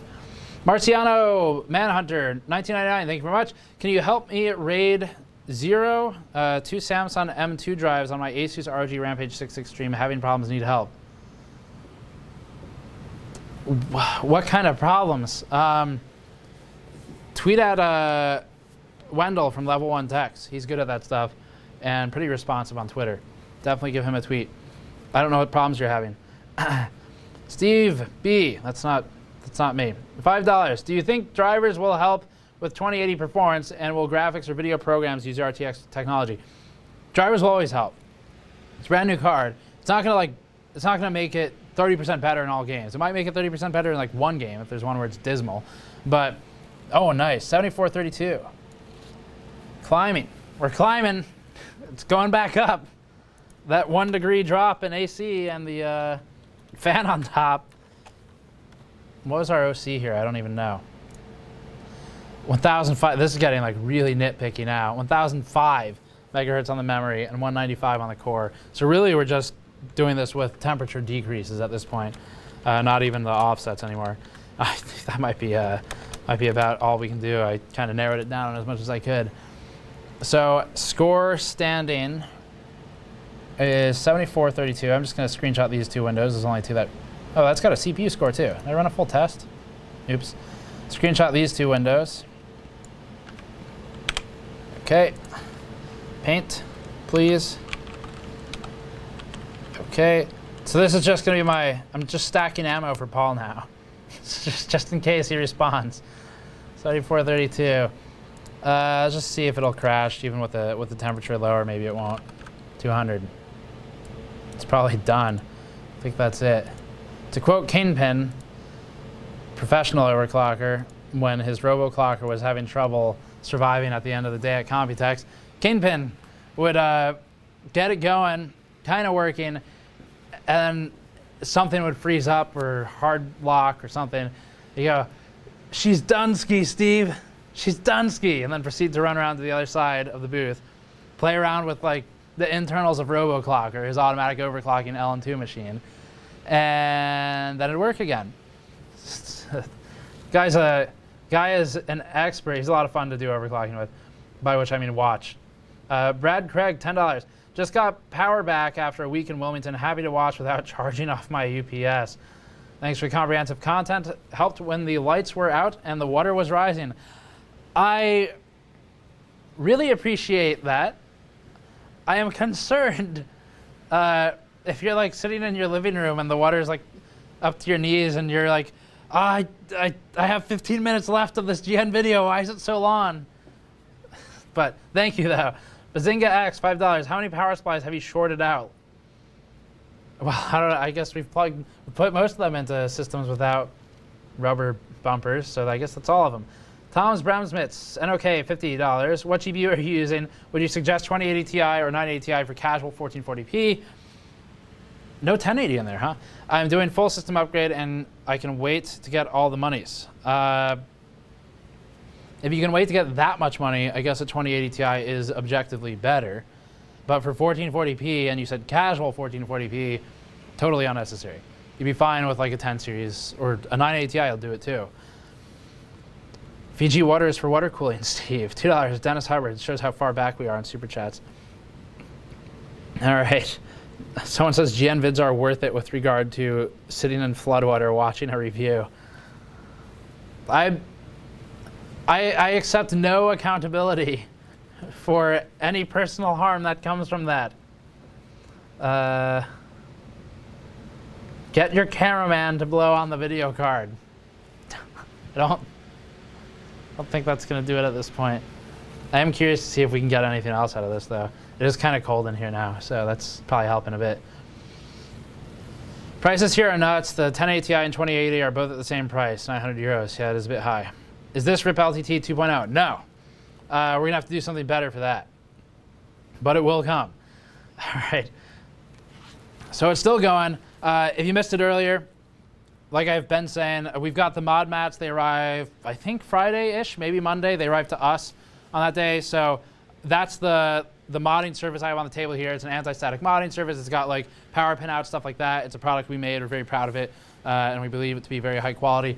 That arrives, the next shipment of them, because we have to do them in batches, arrives close to this weekend.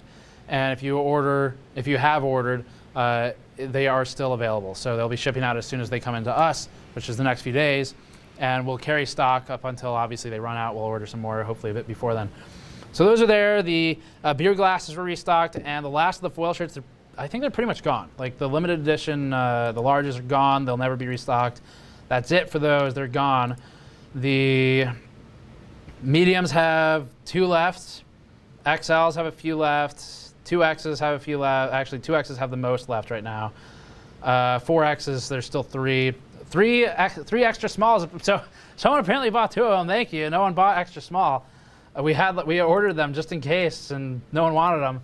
Anyway, that's what I got for you for the store. 74.35. What was our previous score, and is it 1 point higher? Previous score, 74.32. So we're 3 points higher. That's what we're fighting for right now. We fought for 5 megahertz by dropping the ambient temperature. It became a game of literally lowering the thermostat to increase this overclock and also putting more fans on it. So let me just walk you through the setup, I suppose. The setup as it stands now, and we have to be careful because if you touch the table too hard, this fan will eat that metal clamp and die. and I should be wearing safety goggles.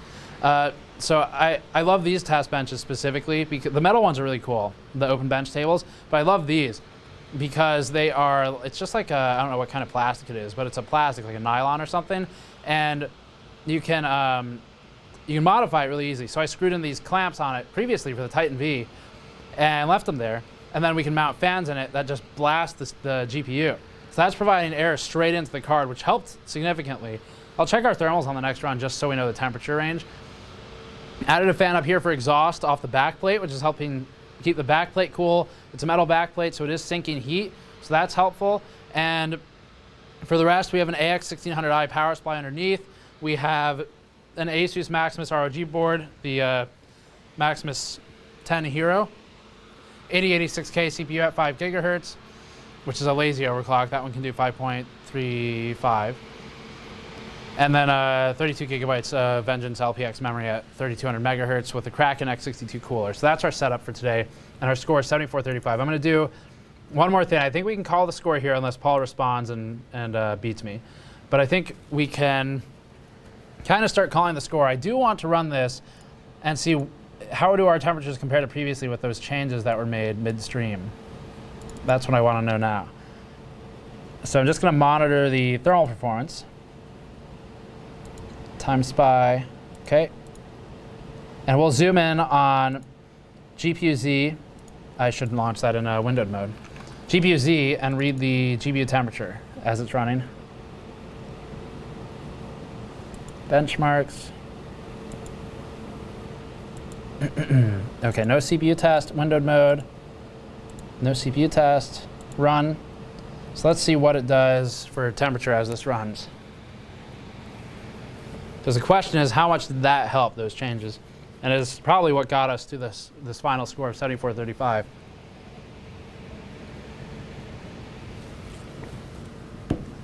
Okay. So we got some super chats still to go through. I don't know how many there are here. All right. Jason, 999. With you mentioning in Ask GN roughly late winter of this year, the new architecture was going to be Turing, how long have you actually known that Turing was going to be the architecture? Yeah, so we knew that a little bit ahead of the public. I think since about November of last year, I knew that would be the name. And maybe October? It might be October. So about a year. Because the rumor previously was Ampere, I think, was the rumor. 51 degrees right now. Now, mind you, this is a really short test. It is not a thermal benchmark. You should not expect this performance because it's short, it's targeted, but we're at 52, so it is actually a good bit lower. We were about 60 previously without any of the AC support or the drop and the added fans, things like that. So 54, 53, let's see what it climbs to. Frequency is directly impacted by temperature on Boost 4.0. So every couple degrees, we see scaling at like rough, maybe 7, 10 degrees. I haven't mapped it yet, but 62 degrees, we see a drop, 62, 63. See a drop in the 50s. We see a drop at like 71 or so, 79, 84, and then 87. We see hard drops. So that's kind of the frequency scaling for thermals. And having that extra cooling power is what got our score the bit higher we needed it. Plus, I went full screen and stopped doing windowed, and that helped as well. That actually got us a significant amount of points, because you're probably going to see this score will drop, I bet, because I'm like constantly tabbing between them. It's windowed. So our previous score is 7435. We're going to call that the final score. I think this is probably going to be lower. That's what I'm curious about. So 7435, probably the final score. Paul, if you're listening, I'd love you to keep up the fight with your overclocks. If you missed it, Paul tweeted at us. Patrick came out, told me check Twitter. Paul tweeted at us and said, "Rip GN F and 73 something points."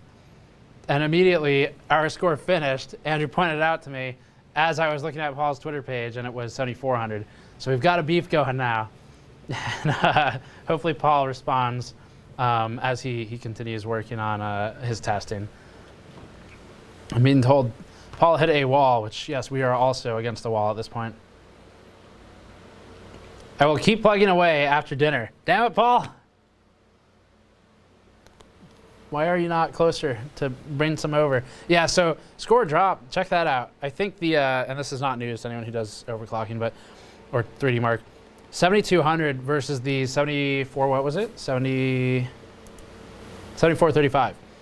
So a lot of this is because I'm like tabbing between stuff and it's windowed. And so that ate a lot of our score early on, I think, which is something I should keep an eye on in the future. Okay. So big shout out to Paul. Thank you, Paul. That was fun for joining. You can check his channel out. He's Paul's Hardware on YouTube, and he has Paul Hardware on Twitter because his name was taken by a literal hardware company. And no, they don't need to know about our overclocking score. They really don't. So let me walk you through everything today. I'll try and do some of the super chats. And I don't know how many there are right now. I'm afraid to scroll down because I'll lose where my place is. But let me walk you through the stepping today. So we started with this. I'm going to recap it for everyone really quickly. Started with a Founders Edition RTX 2080 Ti, this one right here from Nvidia. This one took some abuse from us when we opened it up previously, but it's fine thermally. So we restored it before rebuilding it. It just looks worse for wear. That card started at 246 points. So our graphics baseline, 0 changes applied, 0 overclocking, 6246 out of the box. And then we increased the power target 123% to 123%, excuse me, with maximum fan speeds. That got us 300 more points, 6518. So bit of a gain there, and gives you an idea of what just changing the fan profile or primarily the power target will get for you. You don't even have to overclock. Next, 80 megahertz offset, 6706 points. Our goal at this point was still 7,400 points, which we achieved, by the way. 6712 points was next. That was a plus 100 offset. Pretty disappointing. At that point, I was getting worried that we would be stuck. 6809 with a plus 125, so hope is restored. And then 6868 on plus 150, which we later saw on the EVGA XE Ultra that's in the bench right now. We got 6874 with a plus 175 offset, 6947 with a plus 200, 7103 with a plus 200 plus 800 on this. So that is when we started getting, we got a rough 200 point gain just by overclocking the memory plus 800 megahertz. So that is, with TimeSpy, this has been known for a while now. TimeSpy is very memory sensitive, and I believe it's second test, but it's one of the two. So that got us 200 points. 7120 was the score to beat on the Founders Edition. We could not get further than that without, like, maybe adding water would help, but that's where we were stuck. That was plus 200 and plus 850. Then we plugged in the EVGA XE Ultra, and that one was 6436. And Jacob, if you're still watching, Jacob from EVGA, we've done you proud. We got the card past the Founders Edition at the end there, and I should run this again with a full screen pass as well. So 6436 stock, that was a bit ahead of the Founders Edition stock. And then eventually we got up to plus 200 on the core, plus 1005 on the memory with a 130% offset, and that was 7435 points, which also was aided by dropping the temperature 1 degree just to show Paul that I have the power to do so because we're not in California. So thank you for watching all that stuff. Let me read through some of the super chats as we wind down here. But we are doing a lot more tests. We're gonna be doing a live stream soon. So if you're watching now, take a note. We're gonna be doing a live stream soon of, I have a couple in mind, but primary one is building PCs or production PCs for the office, and I'm hoping to do a multicam export to YouTube, so we'll have like multiple cameras streaming at the same time. It's a really cool feature. I haven't seen it used much before. Achievement Hunter uses it, and the way it works is we'll have multiple cameras set up for different angles, or one on me, one on Patrick building systems, and so multiple people on the screen at a time too. And then you have the power to switch between the cameras as the viewer, but keep the same audio feed on the same channels. It's really cool. We just learned about it recently. I don't have a date for that yet. I'm targeting hopefully first half of next week because we really need those production systems, but we'll see. Maybe maybe Wednesday again. Maybe we'll do something like that. So keep an eye out for that, twitter.com/gamersnexus to make sure you get a reference of, or check the top comment. I always post a pinned top comment on all the videos. And if there's a stream I know a day in advance coming up, I'll post it in that comment. So check those for the next couple days or so. I'm gonna read a couple super chats, but first, thank you all very much for watching. Thank you for the super chats. Thank you for picking stuff up on the store. We greatly appreciate it. It has substantially helped offset the moving costs because they were significant. So this stream and the last one, you all have helped us greatly in sinking some of those moving costs. And now, as you've seen the last few days, it's been non-stop content production for technical content. So we're back in the swing of things, more efficient than ever thanks to the office space, producing a lot of cool stuff. Super chats. So we had Bazinga, $10. Treats for Snowflake. Thank you very much. She would have taken the money anyway. She does oversee, of course, all the financials. We got, it scrolled. It's all gone. Let me try and scroll up. I'm working on it. So I see a lot of Verge references in here. That seems to be the thing right now. Okay. So I got that 888 message already. Here we go. So I'm roughly where we were. I'm going to miss some of them. No. Okay, got it. Aaron Benton, $10. So is this the bottom line here? I should keep my liquid-cooled Titan V over a 2080 Ti. What about two 2080 Ti's using the new bridge? Don't know. I'm testing that soon. So, yeah, he says I game in true 4K with a 120 hertz monitor. We'll test it soon. But a Titan V is still like one of the best cards you can own. So do you really need to make that change? And we'll look in the NVLink testing. Mr. Friday, $5. I'm looking for a white 1080 Ti. Would you recommend the Gigabyte 1080 Ti Gaming OC, knowing the Aorus cards are the premium from Gigabyte? Aorus is like their entire brand now. But I haven't tested that specific card. I can't explicitly recommend it. Nathan Coda, $5. The shirt that I ordered during the last live stream arrived today. Any speculation on if or when AMD responds with ray tracing tech of their own? Well, first of all, thank you for getting the shirt. I don't know what AMD's plans are. They've done like ray tracing as a marketing thing in the past, so I'm curious to see if that gets a revival now that there's this push from Nvidia. But I don't know what the response is going to be. I do hope they have a response though, because this 20 launch has been such a mess that AMD has a serious opening to make a push, and we'd like to see more competition, by which I mean we'd like to see AMD get closer to equivalence with Nvidia in market share to keep the market a bit fair.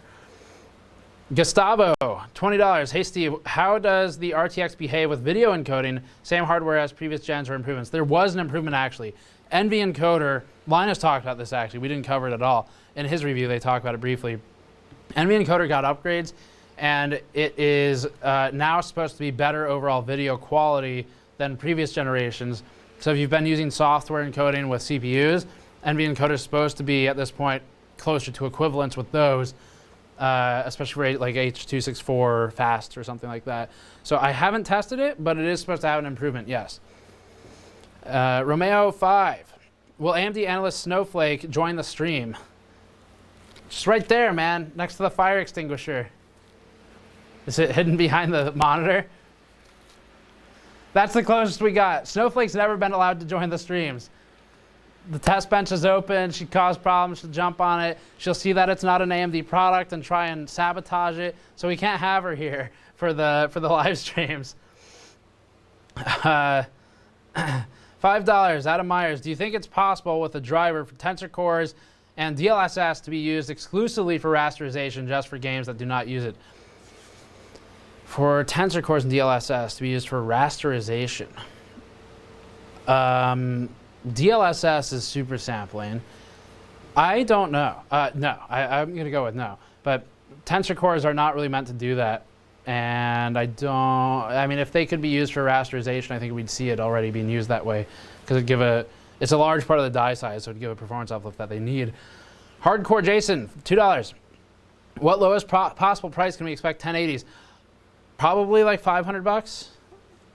Maybe 4, but I think 5 is probably about the lowest. I don't know, you have to look. Brian Giovanni, $5. Your TimeSpy says custom.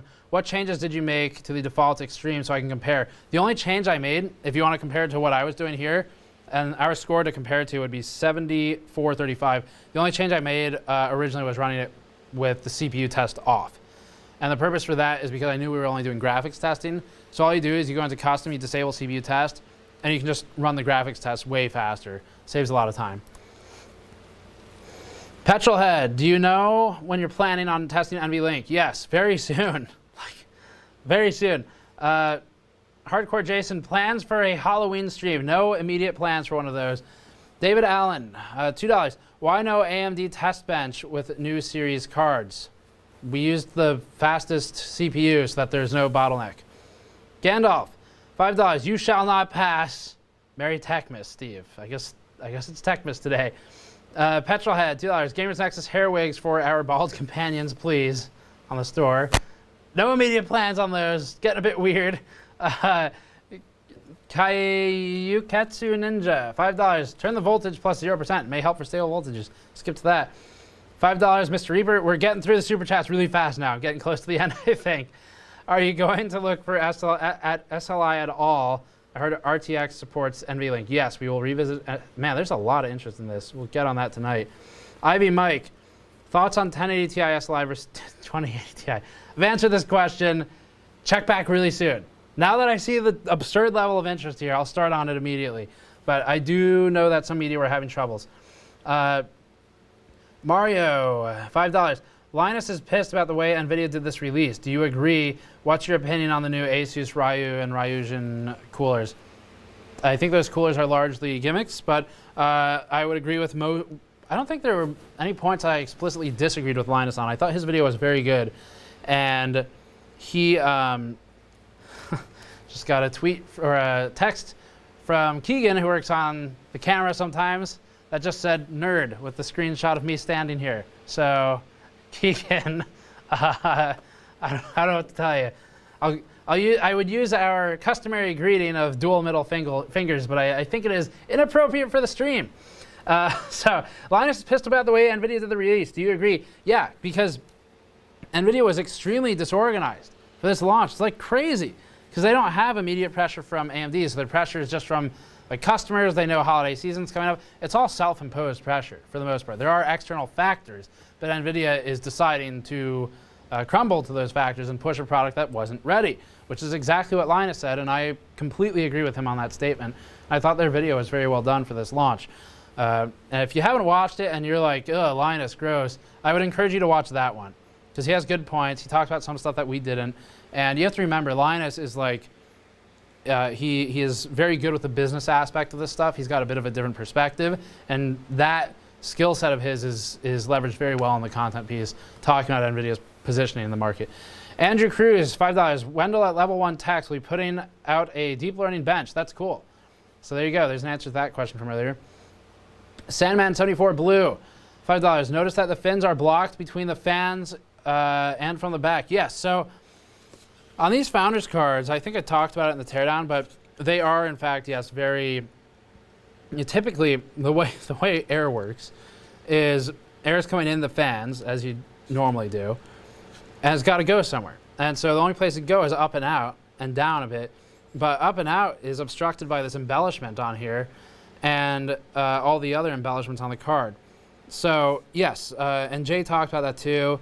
There are ways that this design could be improved. NVIDIA, for whatever reason, goes really heavy on the looks. I don't know why. I don't know if it's like they want to be like Apple or what. I mean, it's got 70-something screws in it too. So yeah, yes, there is a blockage kind of in the fins. And anyone who, by the way, is tuning in towards the end here, we did achieve our goal of 7,400 points. We hit 7,435 on TimeSpy Extreme with an EVGA XC Ultra 2080 Ti card. Paul jumped in for a bit. He beat us, we beat him, and we're waiting for him to respond. So that was kind of the end of the overclocking portion here. I'm just going through the rest of the super chats.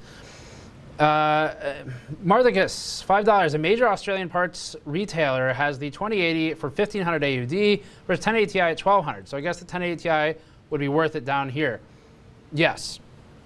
If you're spending that kind of money anyway, and it's one of those two cards, it looks like you can, according to you, save 300 bucks Australian. So that sounds good to me. The 1080 Ti is a 2080 insofar as performance today. That might change as they push drivers, things like that. It could change, but it's not going to change that much. So yeah, I would save the 300 bucks. Mr. Friday, second try, looking for a white 1080 Ti. Do you recommend the white Gigabyte Gaming OC? Yeah, so I answered that one earlier. And I know that Galax has some white cards as well. You could paint one yourself. I haven't used that specific Gigabyte card. Most of their cards of that class, I know which one you're talking about. They're normally fine. I don't know how the VRM contact is or how the VRM quality. So if you're just looking for like a white 1080 Ti, honestly, it's not going to matter that much. Like if you're not doing anything crazy with an overclock, you're not putting it in a hotbox case, it's probably okay. $5, AEK AGSR. Is this a thermal difference for the advantage or something else when overclocking this? Thermal difference is a big part of why we got the score we did. The windowed mode was a big part of why the score increased so much. There was like 100 plus points. So that was a big deal as well. Chip quality between Paul and my chip, that would also impact our results, but I don't know whose is better right now. We didn't really look into it. Wenshu, $5. Do it live, hashtag. That is what we were doing, all stream. Commanzo, roll it. Good to see you again, Commanzo. Commanzo loaned us the Titan X originally, years ago, which was awesome. We had no access to the card. He shipped it to a hotel we were staying at in London because he lives in England. Shipped it to that hotel, and we had like a 2-day window to grab it. So it all aligned, I got it. We were there for an event, took it home, mailed it back, and did all of our Titan X testing on that. So Commanzo, thank you for that. I will not forget that. $2 though, and I asked, are you able to do a shunt mod on the 2080 Ti? I've been told by chat that you are. I have not tried it yet. Samsonite Dove, 50 DKK. If you're not having luck OCing, try using irrational numbers. Considering the cost, it would be fitting. Well played. That was a good one. Well played. Abhishek Shukla, 400 of, I don't know that currency symbol. What value, if any, is there if a basic non-RTX, non-FE 2080 Ti costs approximately $1,500 here? I've always purchased the best consumer GPU since antiquity, but this time even I am forced to think, is it too much? That's interesting. That's interesting to me because that shows that Nvidia is potentially pushing away. They're getting into a territory where even their highest end buyers are like, I don't know, man, that's a bit high. Is it too much? Yeah, it is too much. It's too much. It costs too much. The price is way too high on it. So yeah, I agree with your thinking. That's exactly the thinking you should have, and hopefully Nvidia will figure it out and drop it.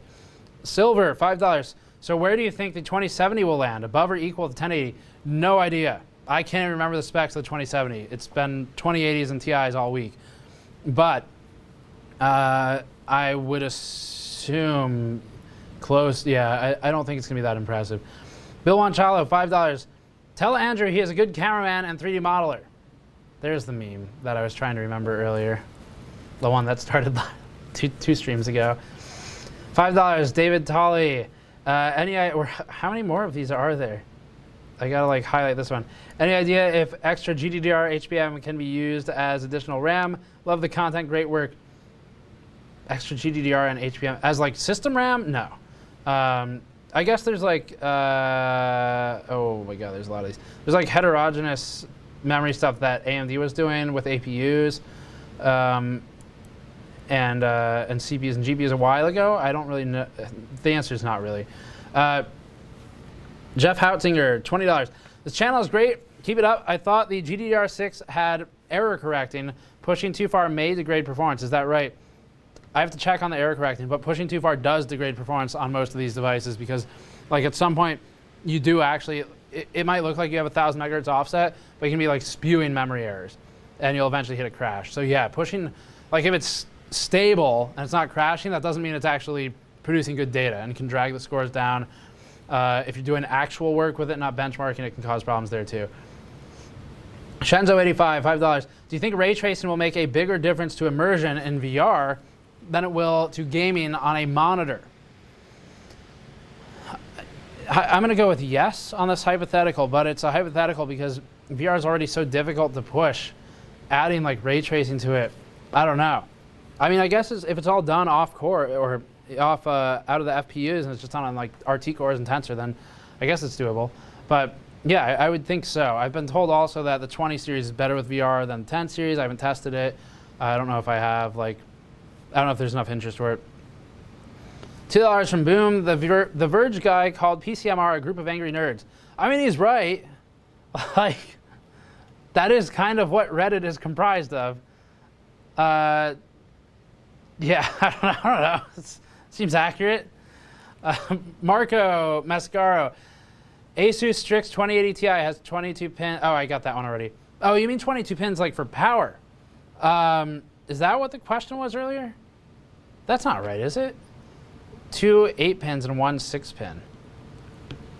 I have to look at the card. I don't know if 1 second, let me look. I'll show you the Asus Strix PCB while we're on stream. It's still here. I need this card. Does it? No, it doesn't have 22 pins. It's got two, whatever. I'll bring it out there anyway. So it's two 8 pins. Maybe it's a different board that you're talking about. I don't know all the boards yet. This is the one that I have, though. If you want to see it. Is it really? How many people are in here right now? 1 second, I gotta put this down. So we have a teardown coming up on this card tomorrow, but you get a preview, I guess, if you hunt out and chat this long, you get some extra information. And it's gonna be wow, 3,000 people still here. That's cool. Thank you. So here's your preview for sticking around. We very much appreciate it. But that's the PCB, and I already did the teardown. That's coming up tomorrow. I guess I'll delete this. Yeah, that's coming up tomorrow. So it is a fucking fly. This one fly's been like, got in the office, has been living here for 2 days now. So this has a custom PCB, unlike some of the others we've looked at. It is, it's got a split piece or VRM, just like with the reference design that we saw, but they've rotated these two, which I talk about this in the video tomorrow in more depth, but it's for a future design, and I can't say more than that right now. It's missing the same memory module as the others. If you're keeping track or you're curious, it's a K. Is that a K1? It's a K1 SKU on the die, and it also has two 8 pins. It's got that big. That is not a 22 pin. So yeah, you guys must have been talking about something else when you were asking about 22 pin earlier. Sorry, I missed that. It's got these fan connectors over here. It opens up really nicely like a book, so they stay connected. You just pop them out. These are like the safest I've disconnected recently. A lot of the fan headers kind of suck on these things. They're easy to break. And I think that covers most of it. Buildroid's working on a PCB analysis for us. It's got some caps on the backside. There's a couple of small ICs, SMDs, stuff like that. It's got a button for stealth mode, they call it, which just goes into it just turns the LEDs off. That's all it does. And then it has a switch, I think, yes. It has a switch at the top up here for performance mode and quiet mode, which it is currently in performance mode. Towards the back is performance mode, and towards the front's quiet. So that's a dual BIOS switch. And then an LED on the back. And I think that's pretty much everything on the card that I'll talk about right now. Cooler is interesting too. I'll talk about that in the video tomorrow. But that's the Asus board. So if you stuck around, thanks for sticking around. There's what you get for doing so. Griselda Von Jolie, 50 SEK. I have a double 1080 Ti and a unique build. There's a short clip on my channel. Do 1080 Ti SLI keep up better than 2080 Ti single? I'm turning the air back up because we don't need to show off the Paula anymore. It's freezing. The 1080 Ti's will only be better in SLI in games that support it, and I don't know if that's even true. Have to test it. Got the how many hours you put into testing question already. It was a lot. For the 20 series cards, it was like in the first 4 days of testing, it was 64 hours. So 67% of all hours went into testing that. I kept track. And then I forget, I went through it all earlier, but it was a lot. Okay, I have to call it at some point, but I'll keep reading some of these. Tom5Tom Entertainment, RTX on, $2. Thank you very much. Bill Wanchalo, $2. Will you still take more CPUs for your wall art? I don't know. We have more boxes I need to open, so unless they're really unique, maybe hold them for now. And then when we do the next like fan mail opening thing, I'll see how many we have and see if we have enough to make that pixel art logo and let everyone know if we need more of your garbage to build that with. Dustin at $5. Best I've run out of my 1080 Ti FTW3 hybrid tonight is 4868. 2080 Ti is expensive, but damn, 7200 plus. I'm keeping my 2080 Ti FTW3 pre-order. There you go. I mean, yeah, if that performance and score is important for you, I guess it does what the 1080 Ti can't. It is expensive though. Empyrean, DKK20, is both the XC cards able to hit 130%? Yes, they are. You need a BIOS. Well, you won't need a BIOS update. I needed a BIOS update because they're pre-release. But yes. Abhishek said, "What value, if any, is there on a did I answer that? I answered that one earlier. Trez Waters, $5. Greetings from Charleston, South Carolina. Hello. I am looking to liquid cool eventually via custom loop. Would you go reference card like Asus Dual or custom like Strix? If there's a water block that's a reasonable price for Strix, then even then, like I guess you're looking at a higher power target, and that's kind of the advantage because the reference boards have kind of a low power target. I don't know what this thing has yet. I'll check and find out. Buildzoid's got a fucking fly. Buildzoid's got a PCB analysis coming up soon, within the next few days, not tomorrow. Within the next few days, he'll have one. Check that. Django, $2. Tech Jesus, please bless thy soul. Blessed be thy hardware. Center negative, $4.99. If the specific parts of the GPU pipeline used for ray tracing aren't yet available, I think I see where you're going. Are they effectively disabled or still drawing power and cycles? Okay, gotcha. So it's like anything else. The SMs, for example, SMs on just like the GPU core, they contain the FPUs, i.e. the CUDA cores. They contain cache. They contain TMUs. They contain ROPs. They contain memory controllers. All that stuff's in SMs and TPUs and stuff like that. So it's the same idea there, where if the unit's not being used, it is not drawing power, or at least not a meaningful amount. So the SMs this is why they're grouped into GPCs, TPCs, I think it said TPU, TPCs, SMs, so forth. Because if you have like one TPC with two SMs in it, for example, then one of those SMs might be active working on something. You get a command and operation down the pipe. It kind of looks at all the different units it has available, what workers are available, and will target one in a fashion that is beneficial to power consumption. So if you can keep like a couple SMs asleep, they'll stay asleep. It'll push off the load to something that's maybe already spun up. And so the idea is just like with tensor cores, RT cores, if it's not being used, then the command processor at the very top that sends all the commands down the pipe through GPCs, TPCs, and so forth should issue that they stay asleep, and until it's woken up for a specific command, it will stay asleep. So they shouldn't be drawing any power. Just like if I'm running this at 50% load in a game, then it's not going to be drawing 100% power. It'll be drawing less. Maybe not proportional, but it will be drawing less. Bill Wanchalo, $100. Congrats on the score, Steve. Keep up the good work. Thank you, Bill. That's a lot of money. Thank you very much. And then he followed up, $2. Rip Paul. There you go. It was worth it. The Martin C, 123, $5. Rip Paul, no F given. All right. I don't think Paul's probably still eating dinner, right? Did he respond? Did anyone see if Paul worked out on this anymore, or is he's still taking a break? He took a break. This is probably the best I can do for now. I didn't beat Steve, but I broke 7,400. Nice. Nicely done, Paul. What did he get? Paul got 74-01. Damn. 34 points away. Got to be careful. Best watch out, Paul. 74-01, everyone's saying. Okay. Well, we'll keep this going. I'm sure he'll beat it. He's only 34 points away. He can beat it eventually. Okay. Getting close to the end of the super chats unless you keep sending them, but I am going to have to cut it off at some point, so be aware of that. AEKAGSR, $2. Was the difference between cards and thermals?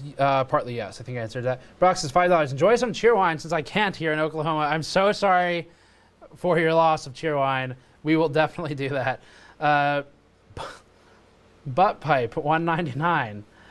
Cut your hair for me. No thanks. Mechanical Fluff, $5. Any news from EKWB? Thinking their pricing is high to get rid of the Pascal cards first. I don't know anything about the pricing. I know that who is it? Watercool. Watercool is working on some blocks. AlphaCool is working on blocks. I don't know what EK is doing. I think they have some. Richard Hardman, $2. Will the 1080 block fit the 2080? No. Boom, $2. Are you sure you're not using a 7980 XE? Yep, pretty sure. Kenneth Young, $5. Thank you for streaming with RTX on. I can't go back. Hashtag just buy it. The Verge and Tom's in like a 2-week period created all of the references for the future. Dustin F, $5. Please crank your CPU overclock and see how it affects your GPU score. No, it wasn't worth it. Unboosted. RTX SmackDown featuring RoboClocker, Tech Jesus, Paul S, and Nvidia Tom cage match. It'd be pretty fun. I'd like to, I don't know. Paul, you're welcome to come out here if you want. I fly you out. We'll do an OC battle or something. We can do some other content too. But that would be fun. We are trying to get Kingpin out here, the creator of RoboClocker, but I don't think RoboClocker will be coming with him. Foil shirt, just bought it. Thank you very much. You got one of the last few. I think they're pretty much gone. What's even left of those? I think that's it. I think that's it for the limited edition. What's left? There's 2 extra smalls left. We started with 5 of those because no one bought them. We bought them thinking that someone might want them. Fortunately, a couple people bought them. 2 of those left. You have a couple XLs. Still have the most 2X. Guess we overbought those a bit.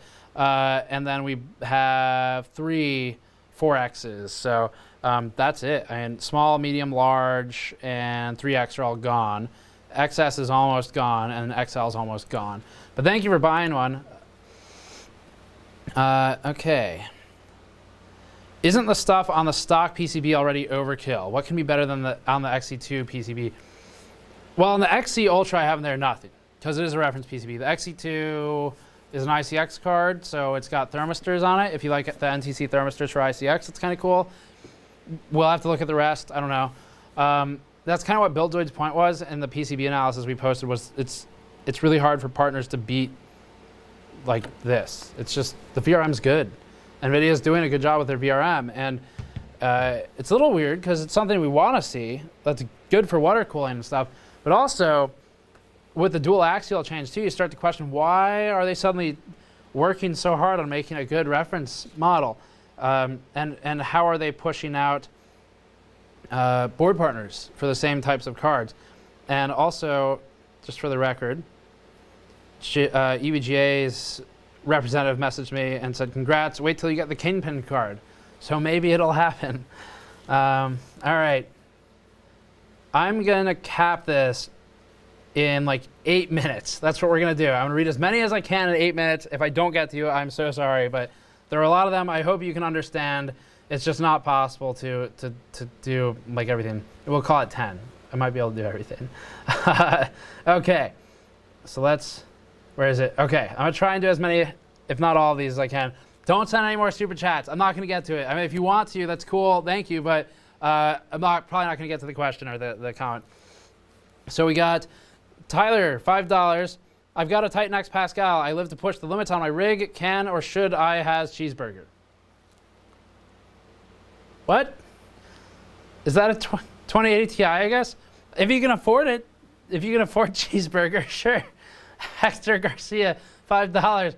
Keep up the good work. Would be worth to switch from an MSI 1080 Ti FE to an EVGA 1080 Ti FTW3 or some Ti water-cooled.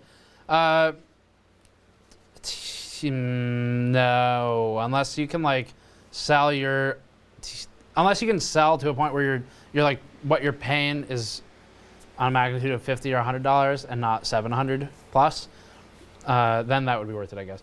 Wanshu Johnson to Sneaky Board, excuse me, for 1 GN foil shirt. There you go. Paul's followers have infiltrated chat. The Martin C123, $5. My 1080 Ti is struggling with Shadow of the Tomb Raider 4K Ultra, FPS 30 to 50s. Will you test Turing SLI efficiency in the near future? Yes. Also voting for after stream ice cream. I agree with you. My throat's dying, so that sounds good. WC Kern, $2. But what CPU is it? It's an 8086K. Mario Soto, $10. Go borrow Jay's 2 cents AC setup for cooling. Is it good? Did he like point it at a computer or something? Wishbone, $5. Beetlebug Adventure Racing wouldn't be able to run 4K 60 FPS on 2080 Ti. Anathema, $5. Steve, have you tested NVLink at all? Man, this is popular. Any different than normal SLI? Does it make one logical GPU like GB100? I don't think so, but I'm not sure. I think that's what makes it cool on GB100.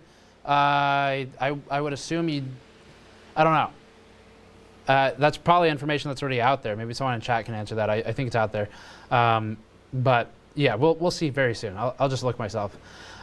T Dizzle, $5. What kind of table are you using for this build? According to The Verge, it's a big deal. We're using yes. We only want the best tables for our PC builds because it's the first part they listed that you need. This is actually a Uline table that was used. So, Ben Jarrett, $5. You getting the ROG Strix version to benchmark soon? Yes, I showed it to you earlier. So hopefully that can help you decide on your choices. Brecken Scott, $5. I bet my yogurt slinger can get more FPS at 1080p. I don't know what that means. Medarius, $10. You and Buildzoid versus Linus and Jay in head-to-head live OC, but done kitchen show style, where you run and grab parts of the build, leave the cooling tech to each team, then live or live, I don't know, or live stream. Yeah, that'd be fun. That's good luck getting like Buildzoid, Linus, Jay, and me all in the same room, I guess. Core Maximus, $5. Met you at LTX, had the EVGA mouse pad with everyone's autographs. I remember that. That was pretty cool. Started watching you ever since and love your content. Thank you very much. That is awesome to hear. We liked LTX and we'll probably try to be back next year. Dixon Software Solutions. Here's the $5 to cover 3 drops of liquid metal for the shunt mod. Thanks. Fortunately, I have some conductor right here, so we're good on that. And then we got Medarius, courtesy of Galvian, call the competition PC Master Race. White Burr, $5. You should take that back. Take back that dig you made at The Verge yesterday. You are a professional. I mean, look, man. The Verge, that video was deserving of some jokes. It wasn't a personal attack at the guy in the video. The Verge is a professional publication, I'll remind you, with far greater reach than we could ever dream to have. And as a professional publication, they also have a responsibility to their viewers and users, which is to, like make sure that, something as basic as zip ties are not tweezers. I mean, come on. Come on. I can understand not knowing anything about overclocking. I can understand like, hey, this is my first time building a PC. I haven't done it before. Let's learn together. I get that. That's cool. It's really awesome. They want to grow the community if they do that. But dude, zip ties are tweezers, and use an Allen key to build your PC. Like, give me a break. Give me a break. Also, The Verge did, one of their video directors did tweet a few digs at YouTubers in August. So, I don't know what to tell you, but they did not make friends in the community. Wolfie254, $5. What do you think about graphics card rental services? I think it's really interesting. I've never used one though, but interesting nonetheless. Exotic Simplicity, $2. No message, thank you. Loic Belanger, $5. Do you think RT can be supported by a secondary PhysX card? Man, we're getting close to the end here. Thank you for slowing those down for me. We're gonna make it. We'll make it through all of them. No, I don't think it can be. Medarius, could they be holding performance back till extra 1080 Ti's sell? I'll also snag the shirt. Thank you for grabbing the shirt. Store.gamesnexus.net if you want to grab any of the stuff there, like the beer glasses that we stocked. Could they be holding performance back? I don't subscribe to that particular conspiracy theory. I don't think so. I think and sabotage their launch to a point where Linus and Jay and consumer-facing media are criticizing the product. I don't think so. That seems crazy. Pedro Blasio, crazy for them to do, mind you. Not a crazy conspiracy theory, because there have been things crazier than that. Vega Frontier for Blender, about 550 USD. Wow. 16 gigabytes of HBM makes it seem good. If you're doing stuff that uses that much memory, and your biggest bottleneck is memory, then that sounds good to me. But only then. Norman Wen, will you test NVLink on the 8086, or will test 7900? 8086, unless it is a CPU bottleneck. We'll find out fast. Pedro answered your question. Shark with Manners, $24. Hi, Steve. Just woke up. It's 3:35 in the morning here in the UK, and also bought a foil shirt, cobalt glasses, and another blue Heather t-shirt. Wow, thank you very much. All I did was get up for a cigarette, but totally worth it. Well, thank you for the support, Shark with Manners. You certainly do have some manners. I can't verify the shark part, though. And then only a couple more. Awesome. Douglas M, $4.99. Working hard right now, so I cannot watch the stream live, but I wanted to pop in and say hi. Hi, Douglas. Thank you for the $5, and hope your work is going well. Weeb, $10. Tendies for daddy. That's weird, but I'll eat the chicken tenders anyway. Bill on Child, $2. Spamming super chats right now. Anathema, Peace and love, peace and love. No more super chats, please. Okay, we've gotten to the end. Okay, it's all just spam now. I want to read the last real question, and then no more. Treyarch PvP. Hey, Steve, I'm debating the next graphics card to purchase. I have a 970 FTW at the moment, but don't know whether to go with a 2080 or a 1080 Ti. If the price in your region favors the 1080 Ti being cheaper by $100 or greater, then the 1080 Ti is a good way to save money. Look at your financial situation, but that's where I would go. If they're the same price, the 2080. But otherwise, 1080 Ti, if it's cheaper like it is here, yeah, get that one. So, okay, that's it. We made it through all of them. There's still 2,800 of you here for some reason.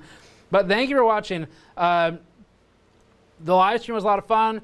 The card hit 7435 points. We got plus 200, plus 1005 offset for core and memory, respectively. 130% power offset or power target for the EVGA XC Ultra with this card. 7120, but I need to rerun it with the test not in windowed mode, apparently. And yeah, so great scores overall. Modified it a bit with some Noctua fans, just kind of precariously sitting on there. That's it for this one, though. Yeah, subscribe for more. We have another stream coming up sometime next week, building PCs for the production room. Should be a lot of fun. Really enjoyed the chat interaction and the super chats, and thank you for the store purchase, all that stuff. Paul, I'm looking forward to continuing our beef. I hope you get another 34 points on your score so that I can have a reason to respond. I just want a friend, Paul. Linus didn't want to be my friend. He never responded to my RIP LTT challenge. So I'm left here with your attempt at overclocking, and I hope you can beat ours so we can come back at it. Thanks for watching, everyone. Subscribe for more. Go to store.gamersnexus.net to grab stuff there. Patreon.com/gamersnexus helps out directly. And I will see you all next time.